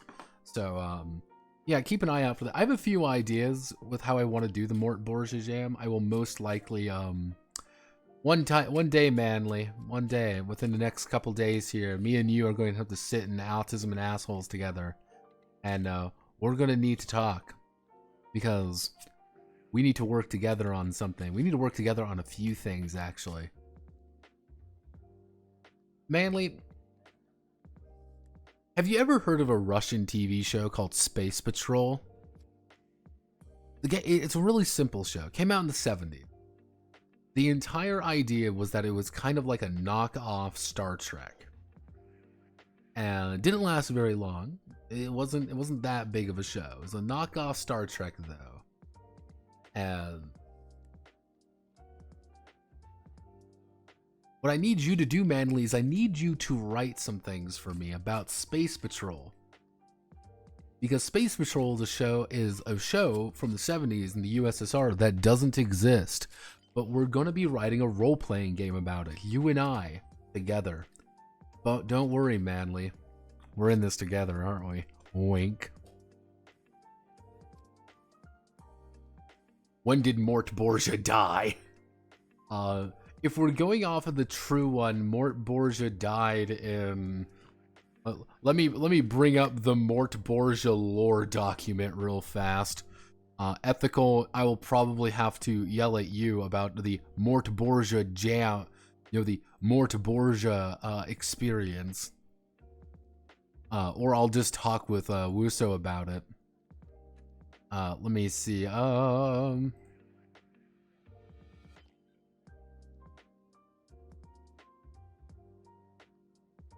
am I being yelled at? Because we're learning more about Mort Borgia. This is all Kiro, according to Kyo, our favorite Swedish man, our favorite black Swedish man, he gave a hot, steamy relationship between Notepad and Manly. I'll have you know, I don't think of Manly in that way at all. He's simply my little tiger ball. Mort Borgia, 1900 to 1980, was a renowned futurist and optimistic writer who had a profound impact on popular culture. Born January 1st, 1900 in the town of Rosendale, Borgia, Borgia demonstrated a talent for writing at a young age. He went to attend the University of Oxford, where he received a degree in literature and philosophy. Throughout his life, Borgia was known for a positive outlook on the future and his unwavering belief in the power of human progress. He traveled extensively, gathering inspiration from diverse cultures and communities.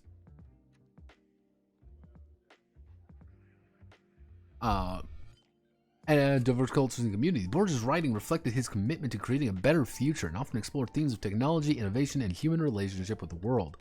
Some of Borgia's most notable works: Tomorrow's World, 1931. In this innovative book envisions a future in which technology will advance to solve all the world's problems, allowing humanity to live in peace and prosperity. Rise of the Machines, in 41. In this novel, Borgia explores the potential of artificial intelligence and its role in shaping the future of humanity. The Future Is Now, 1951. In this collection of essays, Borgia presents a hopeful vision of the future, arguing that with the right tools and attitudes, humanity can solve the biggest challenges facing the world.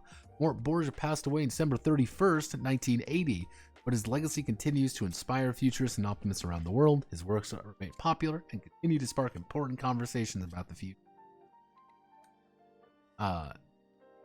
Yeah, Mort Borgia's history is a little bit complicated, and we're just going to maybe learn more about it, or maybe I'll just reach out to Wuso, and Wuso will explain to me the entirety of Mort Borgia, the Mort Borgia experience. Or I'll come up with something completely horseshit on my own, because sometimes that's what I do. I like to improvise. Have no fear. It's gonna be great. Yeah, we'll call it there. Godspeed, good luck. We should just completely make shit up independently. My current ideas for the Mort Borgia Jam is very simple. Either A, you have to effectively write a role-playing game based on one of Mort Borgia's books, which is to say you freely have to pretty much create your own Mort Borgia book of a renowned Italian futurist from the, through the war era, and you just kind of have to wing it and like learn about. You effectively have to pretend that this is a real book that this person wrote and base a game off of it. You have to make the legally distinct version of something to do with it. Which is the entire... Oh, Sterner, you beautiful soul, you. The original idea behind Mort Borgia was that Wuso, a member of the server for a while, wanted to create the SEO equivalent of, he wanted to create the SEO equivalent of bad info, of bad intelligence. And because Mort Borgia sounded awfully a lot like Morkborg, and since the two sound alike, the SEO would pick them up as being the exact same thing. And since Mort Borgia technically is above Morkborg, it would go first. So we would get all the SEO for Morkborg stuff. That's preposterous. That's insane for a variety of reasons. However, Mort Borgia Jam is funny. Because that was option 2. Pretty much it's option 1 is you bullshit something of something that doesn't exist. Spell it. Mort Borgia? I mean...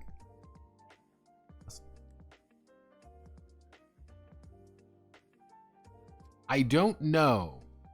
That's the thing. I have no idea what he was talking about when he was talking about it. It's technically, I guess the idea is that they're like effectively the same thing, so the SEO would get confused by it. It has to, but that's not how any of that would work in the slightest. It would actually get buried underneath Morkborg faster because they would think it's the same thing. Yeah, I got nothing there, Ethical. I'm sorry, I got nothing. Option 2 is I literally give you a handful of books of what he wrote and you have to base it off one of those books. Option 3 is you have to create a legally distinct version of another game. You have very limited pages, you have very limited resources. You just have to create a very limited and a very, how do I want to word this? You must create a cut down version of another game without ever telling anybody what it is, 1, what it is, and 2, it has to be legally distinct enough to sell, be by itself. That's the 3 requirements for it. It's like, I cannot tell it is another, I would have to make a guess to know what it is, but it can't be that. Option 3 is, it's like, okay, we have renowned Italian AI futurist man, generate a bunch of shit in AI, it just doesn't matter what it is, and then just work with that. And just roll with it. See how far you can get, how far you can go with it. I will probably put a page limit on this one. 1 page of rules, 19 pages of table. Yeah, I'll probably put a page limit on it this time. Probably do about 25 page. I don't know, put it to a vote. Put it to a vote, make a discussion about thread. No, why would I ever put it to a vote? I don't want you guys preparing ahead of time. What do you think I am, Ethical? That's why I will have to reach out to Wuso himself and being like, hey, Wuso, what do you think about this for our Mort Borgia jam? Not 5 pages. I don't hate everyone that much. See, if I wanted to be really cursed about it, what I would say is you have 5 pages minimum, 5 pages maximum, but I would never specify the page length and the size. That would be the thing. I would never specify the actual size of the page. And I would see if anyone would catch that. Yeah, here's my 2-page game. It's just 8.5 by like 200. Don't worry. It's a fucking scroll. Yeah, I'll probably yell at Wujo, yes, Wujo, about it. Being like, what do you think? Also do size A0. Yeah, just, or even just, again, this entire game is going to be fucked. I hope you know that. The Mort Borgia jam is not going to be a fun jam. It's going to be a nightmare shit show of just things that are just going to fuck with you all, because I find that funny. And that's how I can farm content easier. Alright, I'm going to head off. Godspeed, good luck. Hope you have a wonderful rest of your night. Tomorrow I'm going to be doing the video of I Love the Core. I don't think that video is going to be super long because I Love the Core. Fun fact about that video, it's going to be 95% about me talking about the actual how to play the game, because that shit is alien. Not alien as in, oh, it's just, oh, ooh, woo, tiny mouth, go hee hee hoo ha ha hee. No, I mean alien as in it's fucking stupid. So I think talking about that's gonna be fun. It's a weird game. I'm suspecting it'll be probably about 4 minutes, 3-4 minutes. That's gonna be kind of my goal. I do have to do a bunch of stuff tomorrow, so it might be late. If I can't wrap up the video by about 7, 8, we probably won't do a Might and Magic stream, but we'll kind of play that by ear. Kind of depends on when things happen. You know how it goes. But yeah, Godspeed, good luck. I will see you all on the other side.